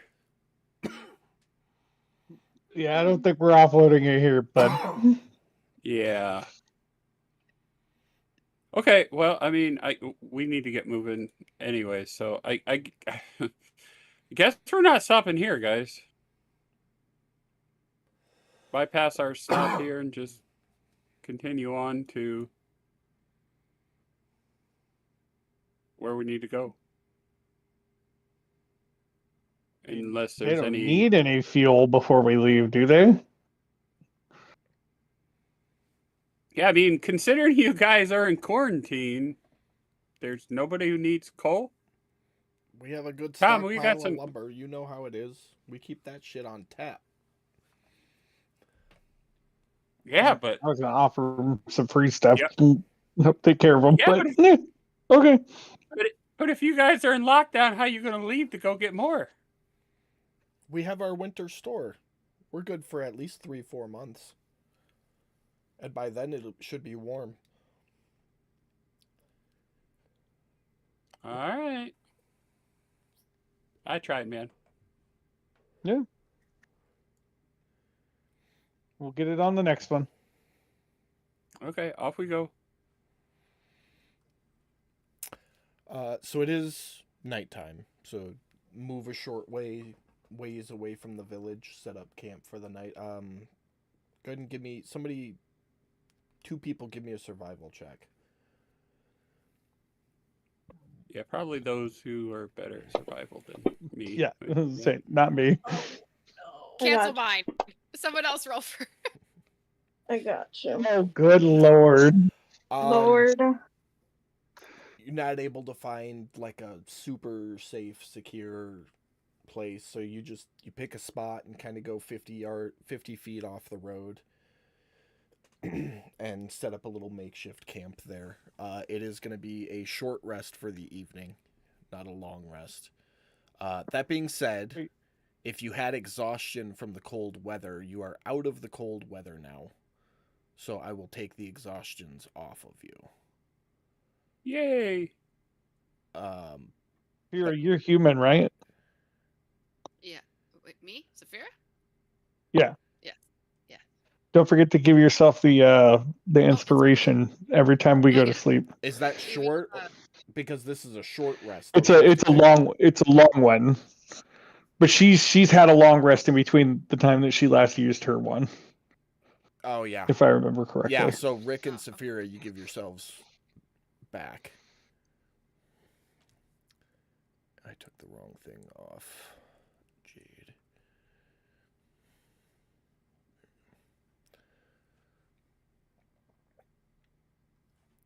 So it'll be a short rest. Saphira, make sure your spell slot's refilled. because you get that back on a short rest, being a warlock. Yep, I'm good. But yeah, nice weather. On to the next day. So no more con saves for the time being, at least.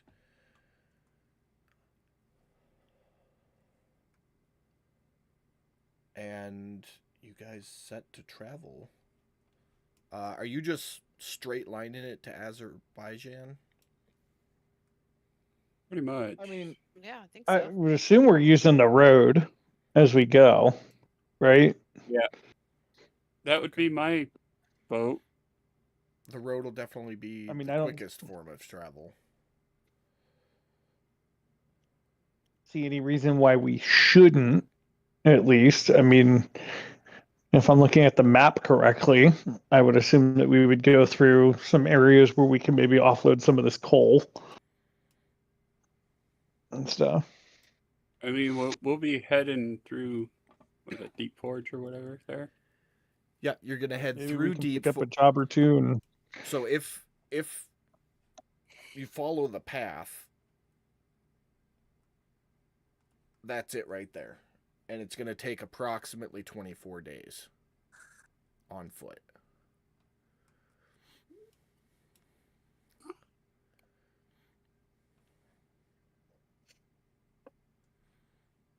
I think I have just enough rations to make it there. If I don't, yeah, How many should be good. days? My vote is let's take the road. We got to cross through Deep Forge Keep and Axe Break Camp at a minimum. We can see if they maybe have some quick work we can do as we're passing through. Maybe pick up some funds, whatnot. We can replenish any stores that we need to do. We can try to offload this coal, and I mean, you know, being that Deep Forge Keep is kind of built into the Sky Touched Mountains, there's a good chance they probably have their own coal supply there. I would probably suggest we wait until we get to like Axe Break Camp So Kilron, to try and offload that coal. Cal, and Saphira, you've all traveled through Deep Forge at one point or another in your life. And Tuka, you passed through, but you're not known to the world, or you're not world savvy. I don't know what coal So was. you don't really know what was Yeah. going on. But you Mhm. other three, having passed through there, you would know that it is a like dwarven manufacturing town. So Yeah. they harvest their own ore and coal. They produce anything metalworking, basically, in that city for the rest of the continent. damn, I assumed everybody would be going off of the coal from the mountain. The way they were talking, those motherfuckers lied to us up there. No, but if you find, if we can find a forge in Axe Break Camp, I bet we'll be able to offload it there. Axe Break Because Camp. that's far you would from know the mountain. you would know Axe Break Camp is a logging facility. It's not really a village. It's more of a labor camp for prisoners. Right, but if they have a forge is going to want coal to get hotter than the wood. True. I don't know about 200 pounds of coal, but we'll see. Yeah, That ain't gonna go bad. Right. Or maybe even when we get to the big city, we'll see. Because I can't remember if I've been there. Have I been there before? In my merchant travels? You've passed through. So you know a tiny bit. Oh, shit. Have we left yet? We haven't left Ashton Village yet, right? Like on the outskirts of it, I think. You guys were talking, so I was waiting to call for rolls. but for all intents and purposes, you're still on the outskirts of Ashen Village. It would probably take you like 20 minutes to get back to the gate.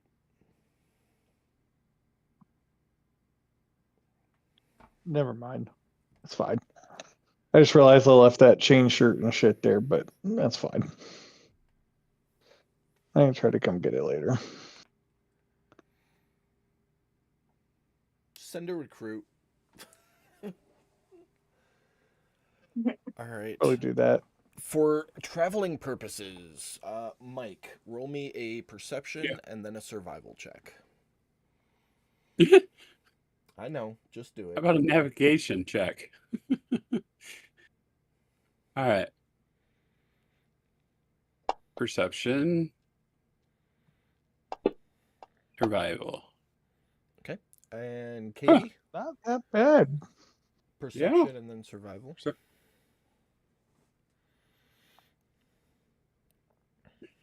I mean, just keep in mind, I'm proficient with navigation tools. So, I mean, if you're asking me to keep us on the right path, I can do that. Brad, perception and then survival, please.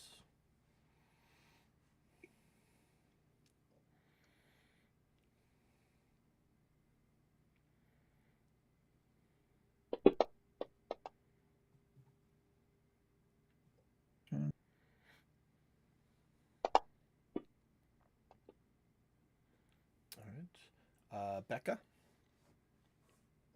Perception and survival.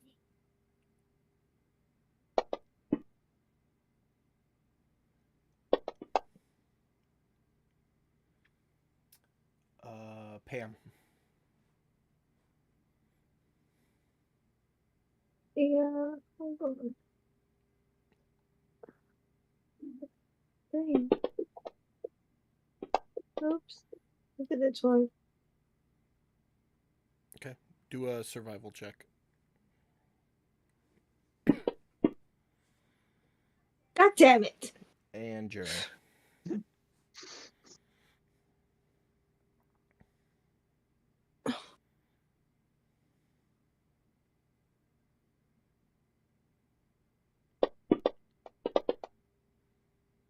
Perception and survival. Yes, please.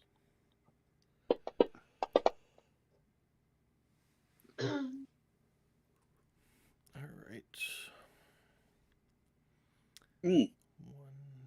DM, when we had that short rest, Mm-hmm. did I have enough time to play with the Cryptex? I'm gonna say no, not on short rest. Okay. That being said, you'll get 1, 2, 3, 4 rolls for long rests. Go ahead and do those. Okay. Because at this point, I've become very fascinated with it, and I want to get through it. So I am highly motivated.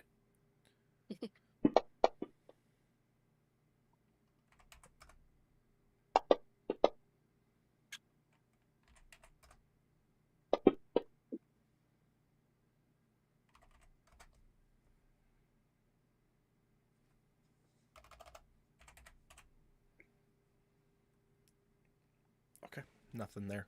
Luckily for you guys, the low Okay. rolls came at the tail end when the DC dropped. 6 days of travel will bring you to the entrance to Deep Forge Keep. And as you approach, there are carts and tents set up outside of the city, which, for those of you who have passed through here before, that's a little unusual. Deep Forge Keep is very much a pass-through type place. A pass-through or stay within type place. Hardly, rarely ever see tents or encampments set up outside, and definitely not in this quantity. There's probably a good 50, 60 groups worth of tents. But as you approach the keep proper, two dwarvish guards with tower shields and spears stop you. Stop. Sorry, you don't want to come in. Some type of What's going? sickness has taken hold here within the keep. We're recommending everybody either set up camp outside of the city for proper quarantine or go around. Is there a path that goes around? The land is path.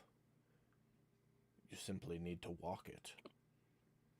So if we walk along the edge of Deep Forge Keep and don't actually go in, we'll be okay.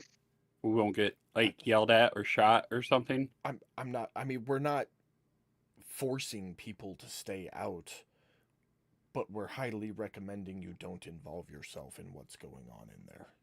It's not pretty. Well, we have a pressing matter in Azerbaijan, and we need to get there as quickly as possible. So, and we know the road is the quickest path. So, If the you road runs through Deep Forge Keep. if you so, wish to pass through the city, you may. Just let it be known that you were warned there is an illness taking hold within the keep, to which no cure has yet to be found. And we recommend you stay out of the city and away from populated areas. Can you describe How this far has illness, this? Yeah. All the time. Katie first. Yeah, Can let's you go with Katie first. Describe the illness, please. Yes, in the first days that it takes hold, it's lethargy, looking pale, some amnesic effects, forgetfulness. After a few days, the affected begin growing spores of some sort on their skin, which can be removed and seem to hold the illness at bay, but will not rid the body of it. Once the spores set in, the affected become completely lethargic and unresponsive and just lay there.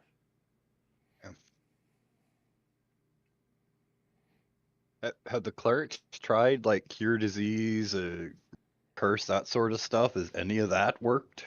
It brings about some aid in recovering, but resources are short. We're not able to cure everybody, and those who are cured, unfortunately, end up reinfected within a matter of days, and end up right back where they were. well, it's basic concept is you can cut the illness off, but if you drop the subject right back into the juice that it got it from, that's what it sounds like is happening. So, We can only do so much to protect the people. Some of them can't afford Right. to leave or stay home or protect themselves properly. Was well, there any gang, go ahead, Rick. was there anything that happened, like, say within the week before this started, like a traveling show, a new merchant, anything like that?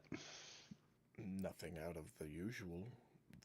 Not to my knowledge, at least. Merchants come and go every day.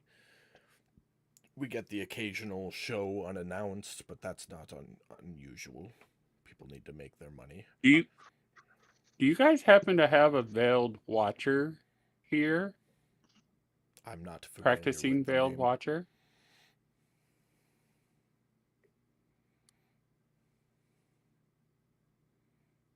Okay. Above table, does the disease sound familiar to me from home, or is that just something different? It sounds familiar to you from what you got in the marsh.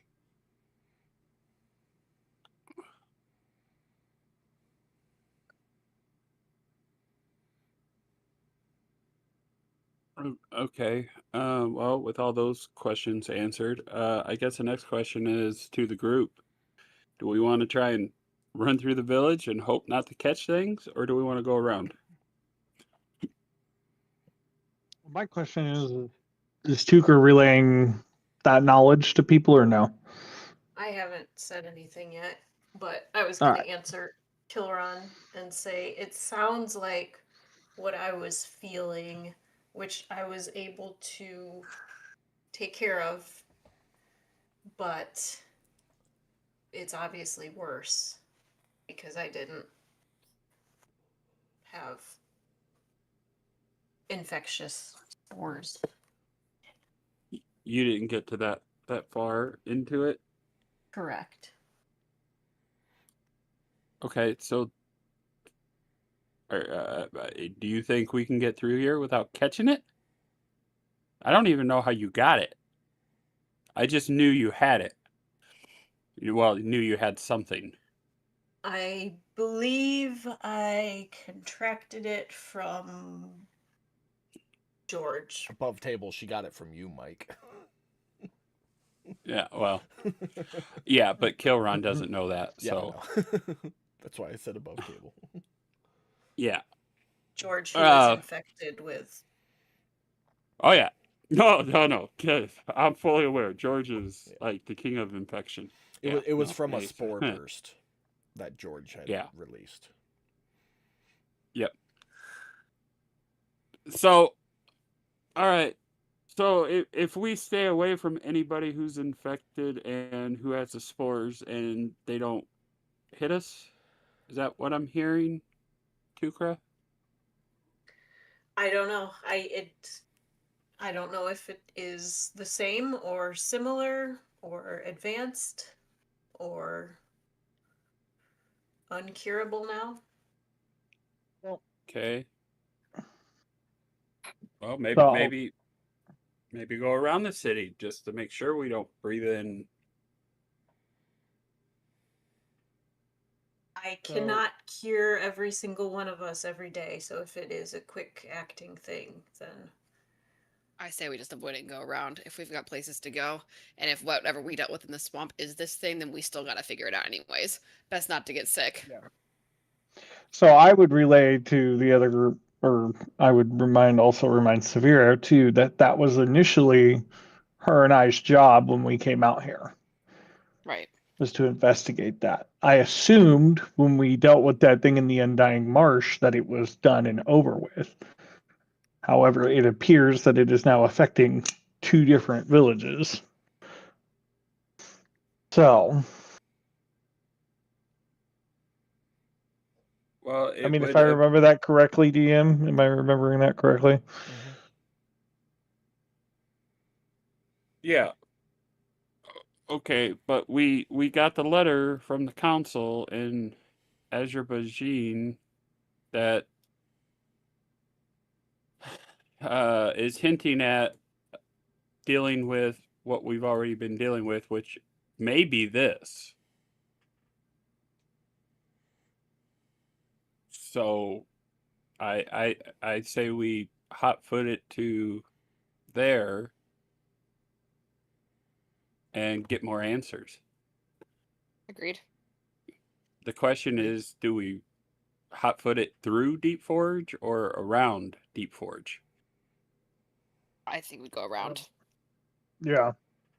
At this Doesn't have point, to be yeah. too far around. It's just got to be around. Unless I mean, if we're going to go through it, then we're dealing with whatever's in there. I'm going to put it that way. I think the council may have more information for us. I think we avoid it. I think we just go around. All right. Well, I'm gonna vote for going around. So there's at least 3 of us saying go around. Jade, Rick, Tukra. I would Yeah. prefer to go around. Right, yeah. Yeah, around. Sure. Okay, the whole group's in consensus. Then let's go around. Yeah, I go look ahead, at the Katie. guards. Good day, sir. We're gonna go around your keep. Just do like 3 or 4, Katie. Okay. Above table, I recommend the name for the sickness be called Divock COVID backwards. Did not anticipate reliving COVID through a D&D game. Right. But I'm here for it.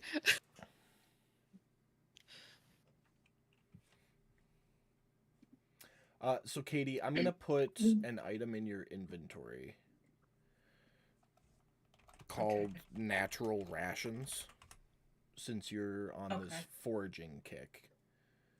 Yeah. So I'm gonna give you 3 days worth of natural rations. That way, when you do nature checks for foraging, we can just add to that to keep track of what you collect. And that's just like berries, roots, edible plants, whatever. All right. So going around. Go ahead, Jeremy. I say, and I don't know about Cal, but I know Rick would go hunting every night. Okay. Yeah. Go ahead and give me. I'd also forage. Okay. If you're For the hunting, hell of it's it, just for survival something to do. checks. If you're foraging, it's nature checks. Give me 4. Whoever wants to do them. So if Rick and I go hunting, can I assist him in that to give him an he can roll with advantage? Because I can tell you right now, my survival ain't shit, Rick. Right.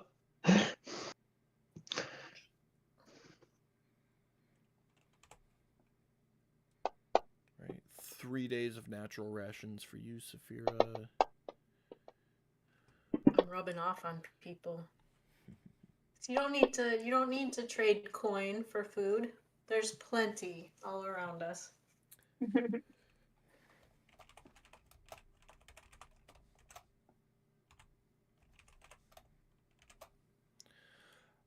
So Rick, what I'm gonna give you, I'm gonna call meat rations from hunting. And with those rolls, you're getting 15 days worth of meat rations.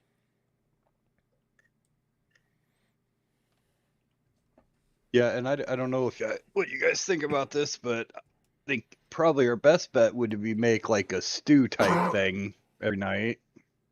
I have multiple pots to make stews in. I'm here for it. And if I wear this Yeah, one that like works. a hat, I'm a pothead. I mean, at least Me try to get Cooper, enough me food too. to feed the group without having to go into our rations.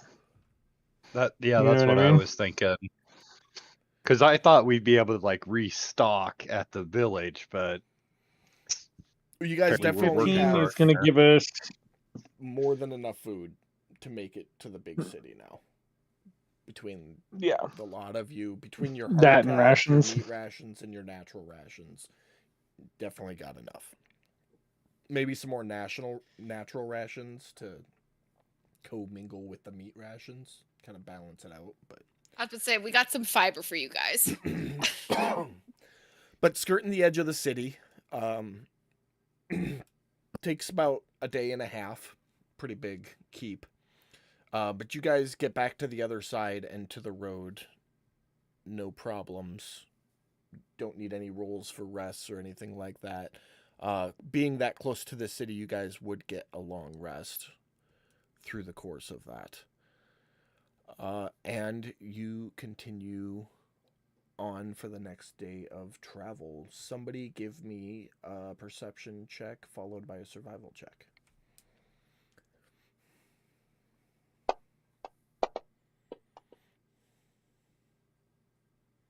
Beautiful. That day's travel, no issues. Somebody else give me another round of checks. Perception and survival.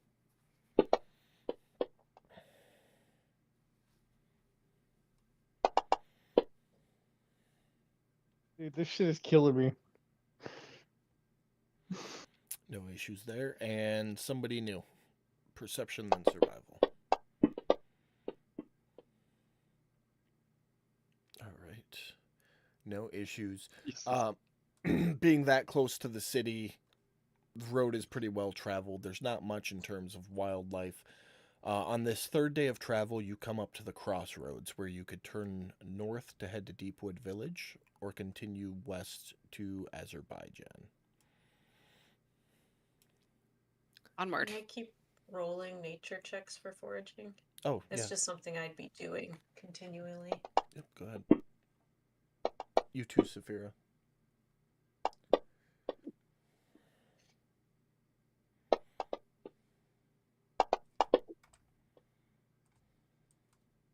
Damn.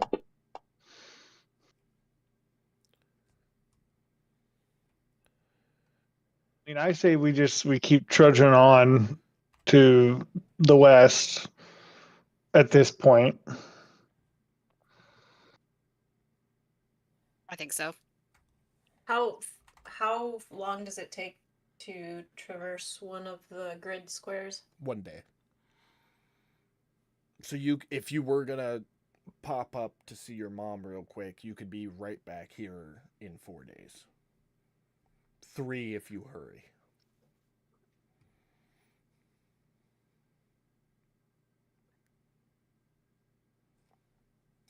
Need to take I a think small I'm going side to. trip, Tukra.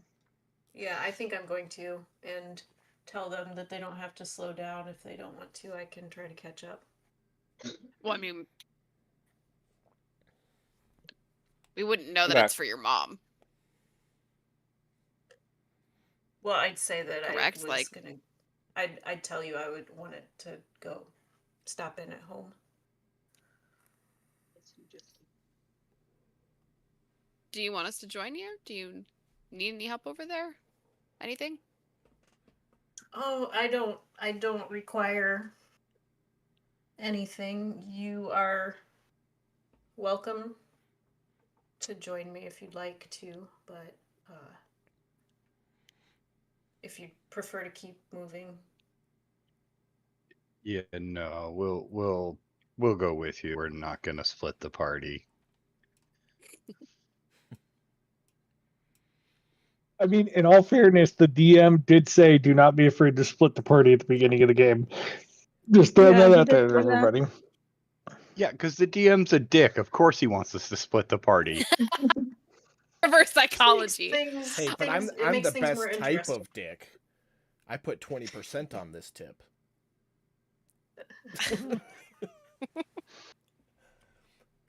Though I will say, given the circumstances, probably best that we do not split the party, given that there's a plague going around. True.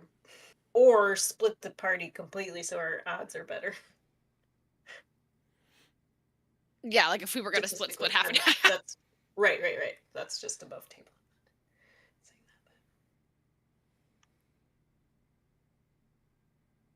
I mean, if we've been summoned, they're waiting on us. I mean, what's another 4 more days?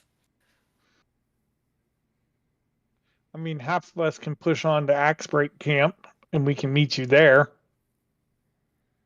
or Assuming whoever. Axe Break Camp doesn't have the plague. Well, correct, yeah. I mean, there is that aspect of things.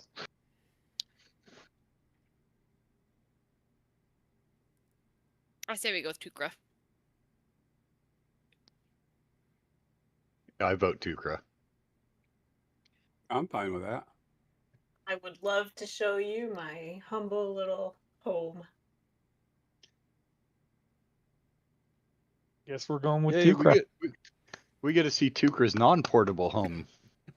Yep. Okay. Tukra, leading the way up to Deepwood Village. Give me 2 survival checks.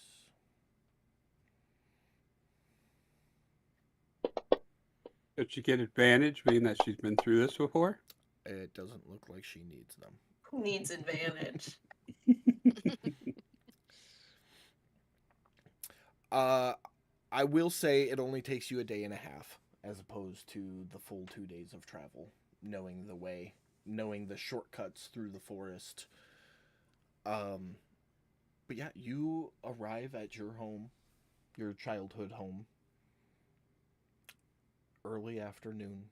The smells of the forest, everything that you remember from your childhood comes flooding back into your senses as you walk up to your cottage.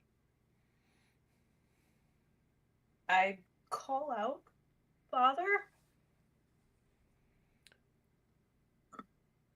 You call out. Wait a moment.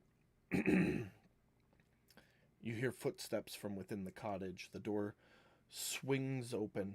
The rest of you see an almost identical Tukra standing in the doorway.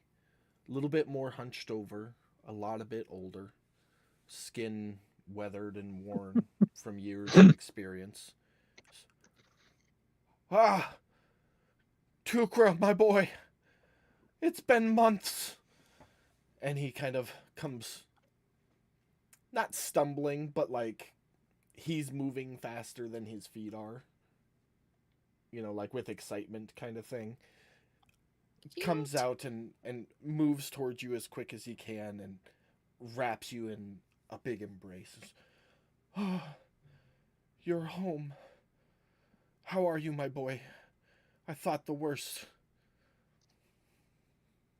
I Hmm. somehow am surviving and growing and learning. I see that, and you made friends. How wonderful. I have made friends. He'll look at the rest of you. I always beckoned for my young Tukra here to go and play with the other hermit folks, but he always wanted to stay home and care for his mother, and never really had any friends growing up. It's so wonderful he's met all of you. So Oh, his you're where mother. Tuker got the hugging thing from. Where are my manners? Come in, come in. Your mother will be. He's kind of like walking with your hand in his, semi dragging you into the hut, Tukra. He's like, your mother will be beside herself to see you. Come in, come in, come in, all of you. I'd wave him in too. The big thing. I'm not sure what it is. Don't take offense by the word thing. He won't fit through the door. He's pointing at Sheldon. He's like, he won't fit through the door, but we have a shed out back if he would be more comfortable indoors somewhere that he would fit in. He's probably actually just gonna go eat all the really big rocks out of your field for you.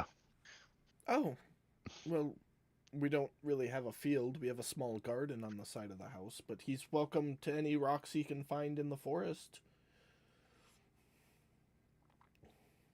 All right, Sheldon, you go find something to eat, okay, bud? And he dunk, dunk, dunk, dunk. He's such a good boy. But you all follow Tukra's father, who, if you remember from session 0's name is Obu, into their little cottage, their little hermit hut. Katie, why don't you describe your childhood home to everybody? Oh, it's very cozy. Like, if you can imagine being a kid and the best little secret magical hidey hole you can think of out in the forest. It's kind of like that. Like, we have perfected the art of how to build like that. Not fancy. Everything is functional, absolutely functional, and you can tell that there's attention paid to details. Like, the windows are very basic, but they don't leak around the edges. You know what I mean? It's lit naturally. Again, as simple as possible instead of using lights. And yeah, there's not a lot of extra stuff laying around. It just looks like everything has a purpose. You Love have a that. very Also, lovely sort of home. like inside, if you can imagine, if you would build a building to be like the inside of a shell, sort of.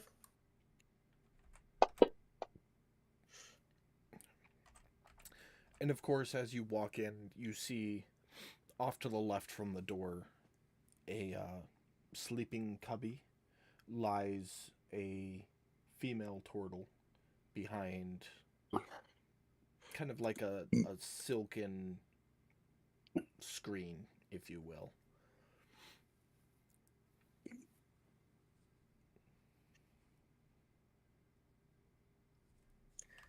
So I would go over to my mother, to her side.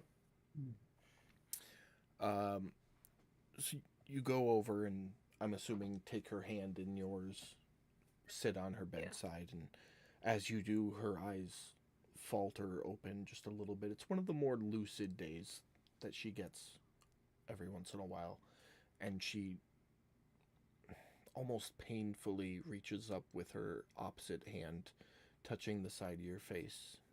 And, my Tukra, you're home.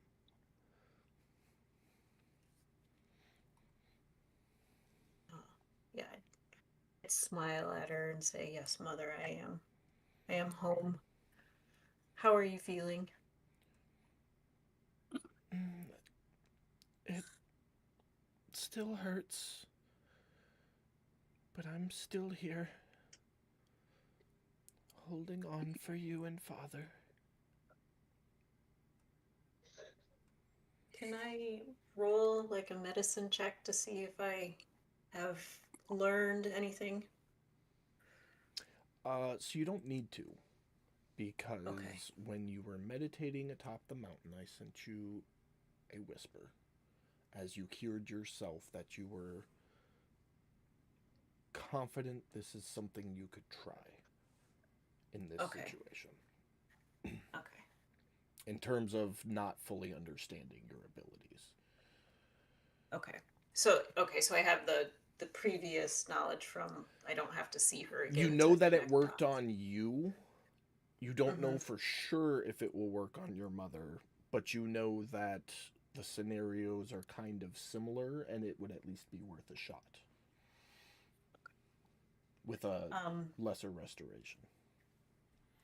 So I'd lean in and I'd sort of like I'd get down closer to her and whisper, say, "Mother, I've been learning so much, and I don't know if this will help you, but I want to try right now. Are you okay for me to try to make you feel better?" Darling Tukra, I trust you.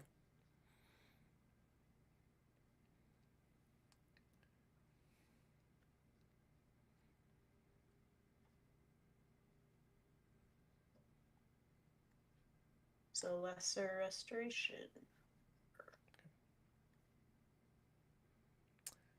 You close your eyes,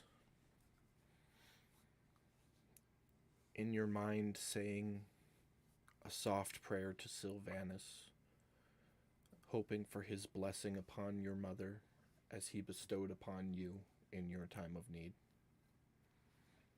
You feel the warm breeze touch the back of your neck,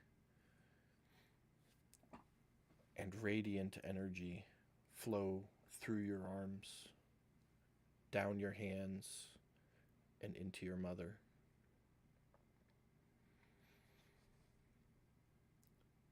You pause for a moment with your eyes closed, hoping and praying that your journey and Sylvanus's guidance has led you to a moment of success.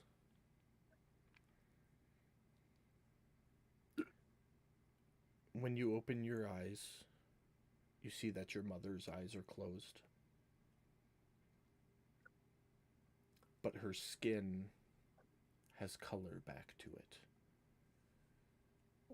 You guys, I just won D&D for the first time ever. Her breathing doesn't seem as labored. Her skin is no longer clammy like it has been for years now. And she is resting peacefully, for what seems like the first time in forever.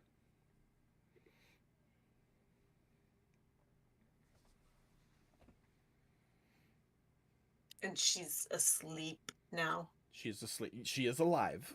She's very much alive. Right. Yeah. She, I'm not going to keep talking to her if Yeah. I can tell she's asleep. No, you can tell she is asleep, but for the first time in what seems like your entire life, she seems unburdened, unlabored, and peace. Okay. Well, then I would take a moment to, give a specific prayer of thanks to Sylvanus. Banus. Okay. Bunnis.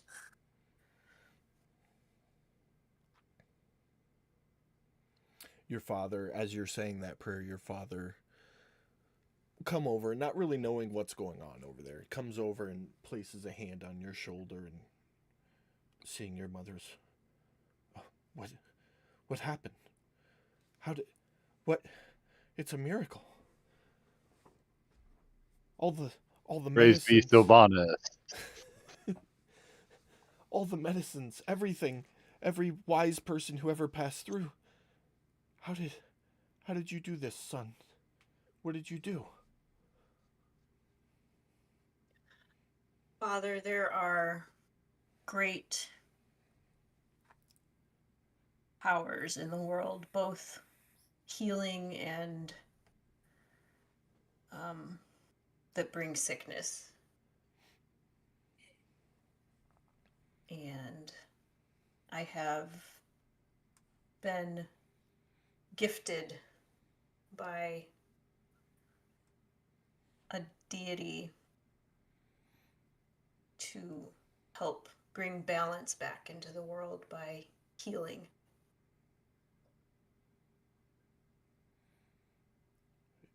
It is a miracle indeed. We must celebrate. I'll prepare the finest dinner. So much to do, so much to prepare. Your mother is going to be okay. I'm off to the garden. I shall return. And he runs out the door, the most able-bodied man you've seen in probably 5 years, full of a new energy. And as he goes, you see Kilron kind of standing against the back wall, fucking with the cryptex. And as he pushes a button, a big glob of clay just kind of appears and drops to the ground with a thud. I just put it in your inventory, Kilron.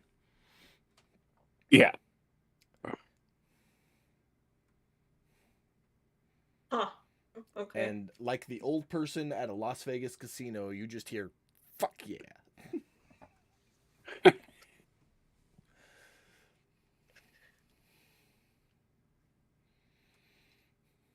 So I feel very at peace now. That's what you would, if you're intuitive, that's what you would see with Tukra.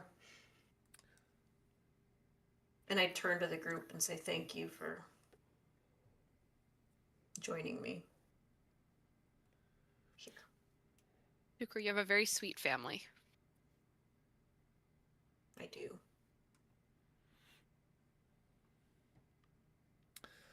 I'm glad you were able to help them. Can we help prep anything for dinner?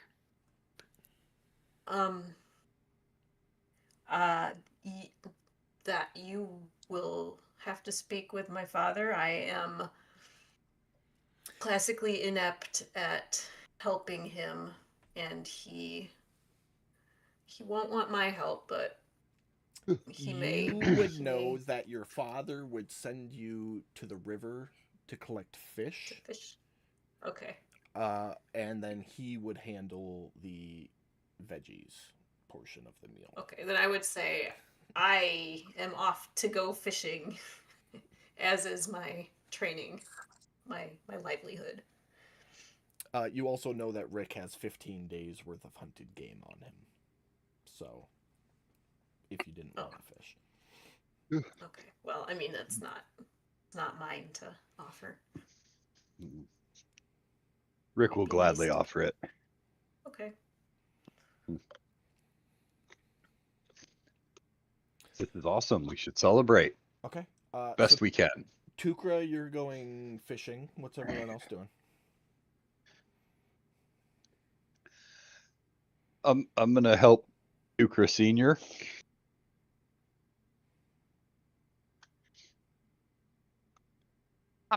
Papa Tukra? Papa Tuk Tuk? Oh boo. I was Papa wondering Tuk if Tuk, anybody that's would great. remember his name. It's Obu. No, I do remember his name is Obu, but also Papa Tuk Tuk sounds really nice. It does. I kind of like that. That's nice.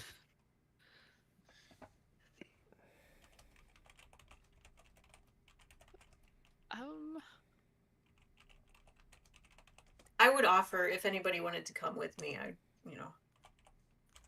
offer to show them around. I'd go with Tukra. Okay. So Saphira and Tukra, anybody else going off fishing? Pam, you're muted if you're talking.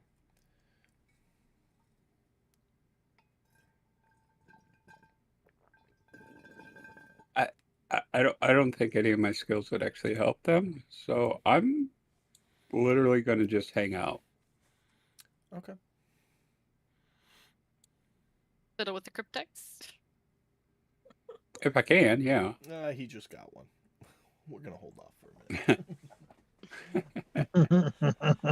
minute. Kind of He tried to blow through that thing. force a little. I am now. clarification. Well, he knows how many things he can get out of it now. So Well, no, I'm my mind is set on the book from that where I got teleported. yeah, It said you found all five of the whatevers.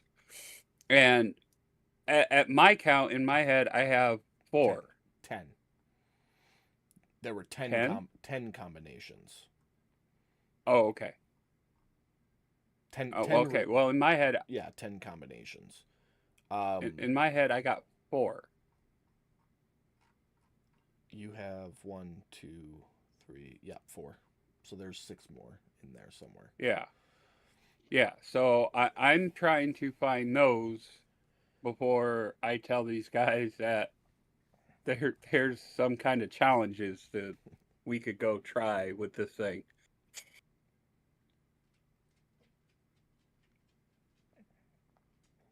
You saw that item I put in there, right? Yeah. Okay. Yeah, I did. That one does require attunement. Yeah, I read. Okay. The question I have for that though is that going to require me to use a spell slot to cast that spell? So yes, it will. So Okay. basically, when you attune to it, you pick a spell, and when you cast that spell as you normally would, it casts it as a subtle spell. So you don't need any verbal or somatic components. Okay. When you cast it. And you have to pick that spell when you attune to it. And then if you want to change the spell, you can do so. It just needs to be during a short or a long rest. You're basically reattuning to it to change the spell. Yeah. And then as long as I you're already attuned know. to for as long as you're attuned to that spell or attuned to that item, Yeah. that spell is a subtle spell without the use of a sorcery point. Yeah. So all right. Okay. So Tukra and Saphira, we'll do you guys first. Off into the woods, doing some fishing. You guys walk for, I think the walk was about 40 minutes or so, if I remember correctly. Passing by the great oak tree along the trail, and as always, Tukra, I'm assuming you're going to stop and leave an offering to the woods. Mm-hmm. As you did every time. What do you want to leave? I want to leave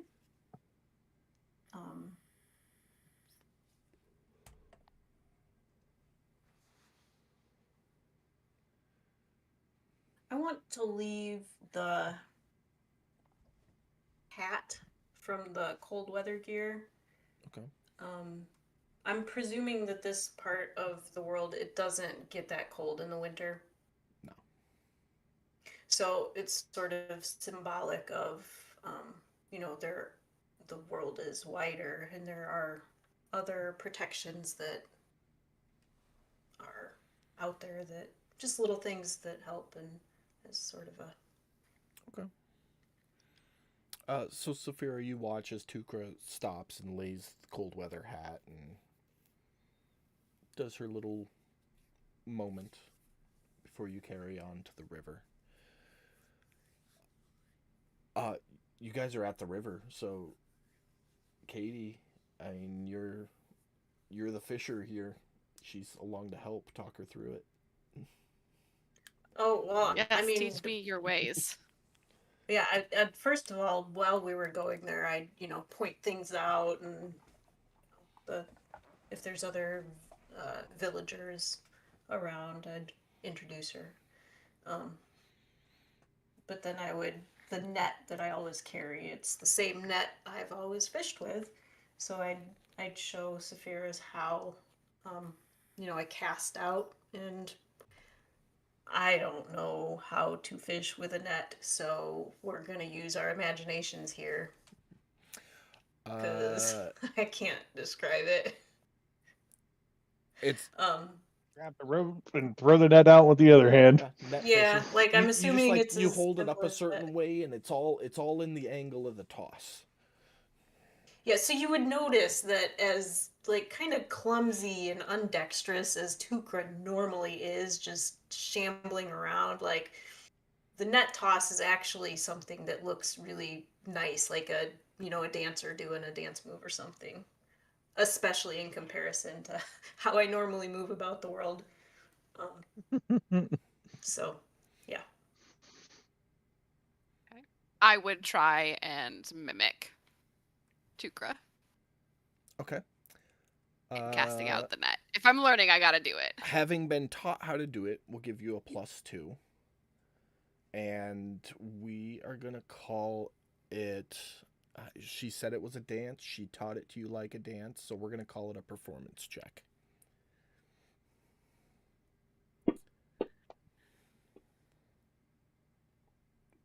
With a +2. Fair 12. So actually 14. Oh, +2. 14. Okay. 14.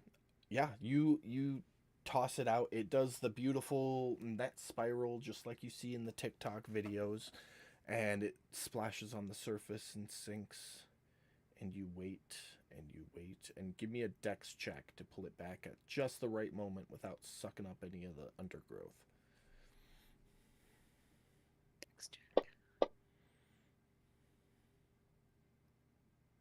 Not horrible. You yank on it and pull it back. Pull, and you get it up onto the shore, and there are 2 decent-sized trout in the net. Very good. Woohoo! You're a natural. Well, I don't know about that, but thanks, Tukra.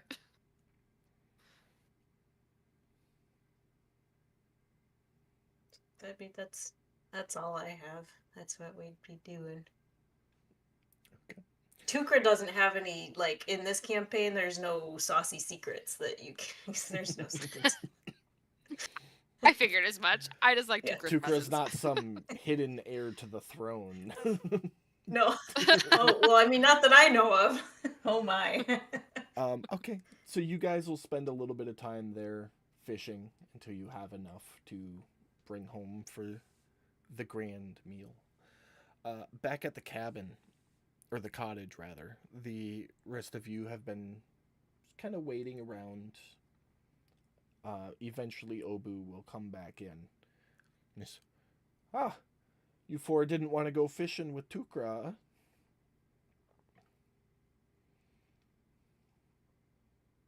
No, I'm not very good at that. Okay, well, I'm gonna help with the cooking. oh, that would be lovely. There's a knife over there by the fire pit. If you want to grab that and help chop up some vegetables. We're gonna cut up the lettuce here and these vegetables and make a salad, and then cut up the eggplants. Those will get roasted. And he just kind of goes through the different vegetables and how they're gonna be prepared. If anybody wants to help, you're more than welcome to, but you are guests, so don't feel inclined to. I could use some help if somebody wants to haul in a little bit of wood from the woodshed outside. That'd be wonderful. We need to get the fire stoked up to cook on. Do you need coal? I mean, coal's not great for cooking on. It gets too hot. It's hard to control the heat, especially when we do low roasts. Oh, you're not here, Saphira. Go away. I He will just starts assist in talking to going. himself. He's a little senile in his old age. Mhm. I will assist in helping getting some wood. No issues. It does give you a chance to kind of look around the cottage. It is isolated. There's a small woodshed in the back, which is maybe a 16th full. Definitely would have been big enough for Sheldon to hang out in with how empty it is. You grab up an armful of wood, enough to cook on, and haul it back into the cottage. The cottage is surrounded by not a dense forest, but definitely an untouched forest. You can see game trails coming within a couple, maybe 100 feet of the cottage, and kind of working its way around it like a harmonic roadway of sorts. Like the wildlife stays away from the cottage, and the cottage doesn't intrude on the wildlife kind of vibe, if that makes sense. And there's a nice, like, L-shaped garden that wraps around the side and the back of the cottage with all sorts of various vegetables. Of course, there's like a compost bin. Yeah. I guess the only thing you don't see that you might have expected would have been a well. There is no well here on the property. And then you haul the wood back and you say, wonderful. Yeah, if you could just set it next to the fireplace there, and if somebody wants to get a cooking fire going, that'd be wonderful. As he's chopping up vegetables. I can start the fire. Wonderful, dear. Thank you. So how did you guys meet my Tukra?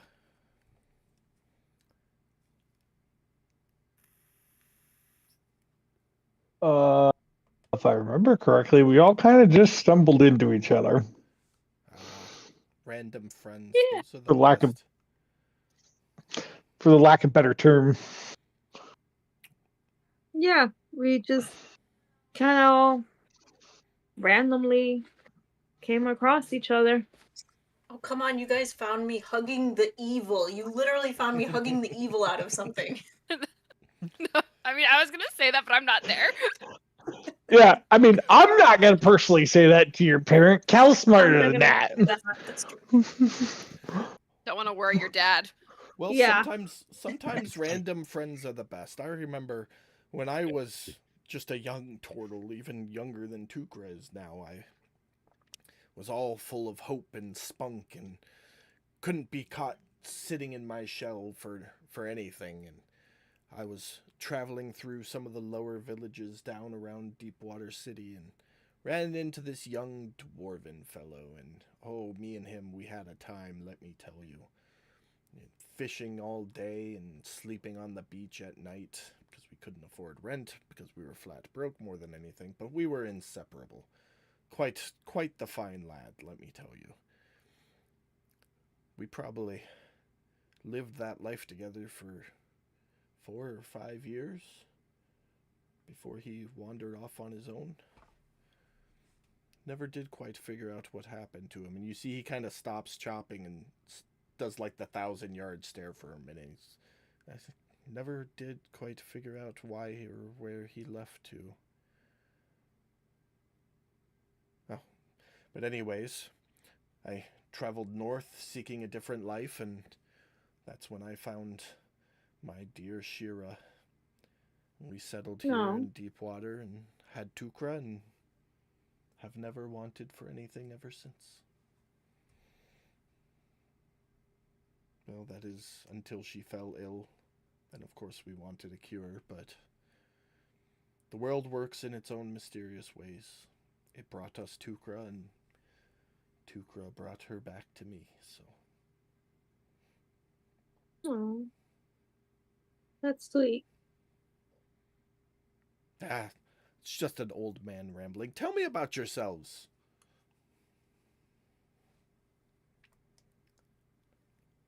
Well, you know, just explorer of life. Kind of a wild card over here. Yeah, I could tell that by the arrest marker on your arm. Oh. Yeah, that keeps He being just now. kinda brought up. stares We- pointedly. He's Not over the potatoes. Yeah, yeah, you that keeps being brought Not over up. the chicken fajitas.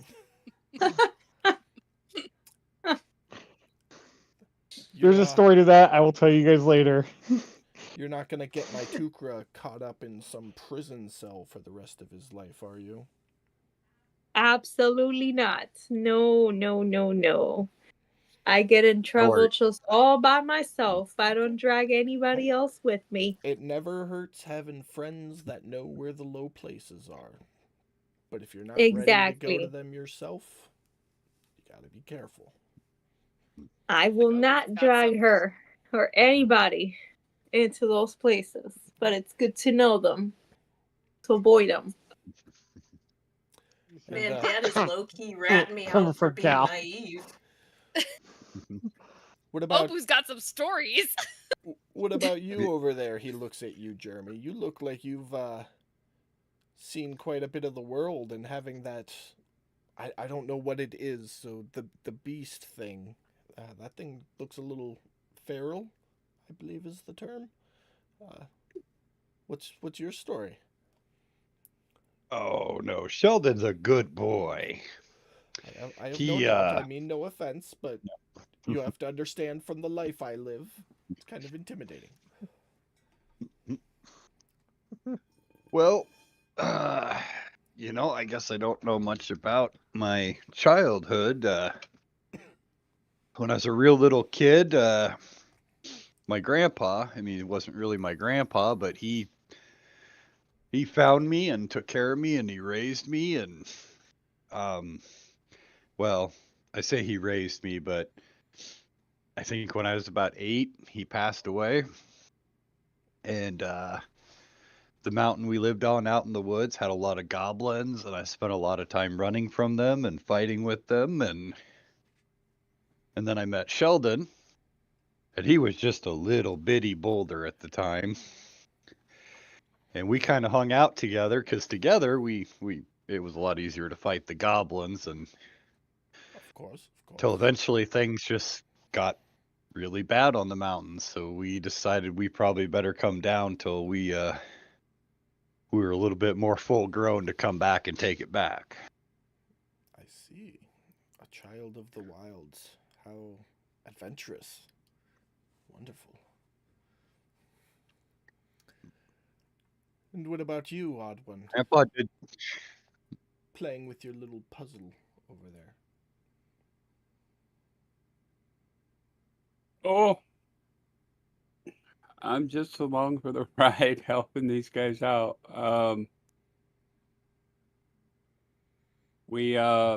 They helped me along the way, and I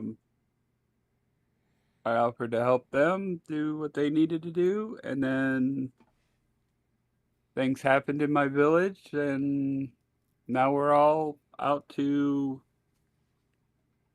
figure out what happened and right or wrong. Hmm. So I'm just right along with these guys till we get it fixed. You didn't have many Oh, friends don't let 'em- growing up either, did you? The way you talk No. is like you were kept from society a little bit.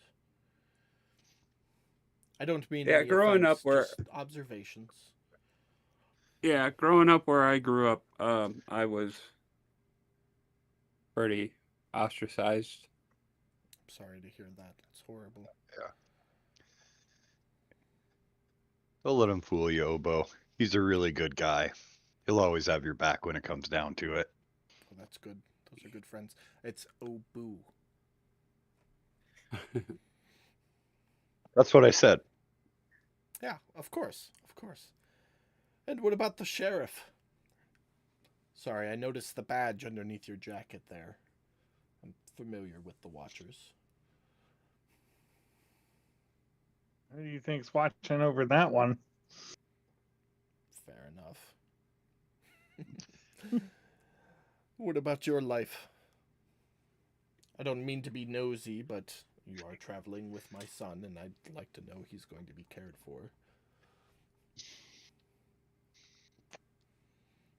Well, to put it simply enough, I've seen enough and been around enough that I don't think your son has too much to worry about, at least not for the moment. Yeah. It's when the moment passes that scares me. The only one. Every father wants But what's when best that time- for their child, and when they've experienced some of the darker ends of the world, all they want to do is protect the ones they loved.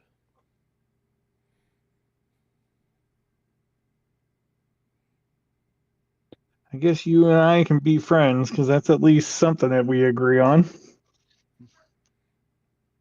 Oh, good. I'm glad we agree.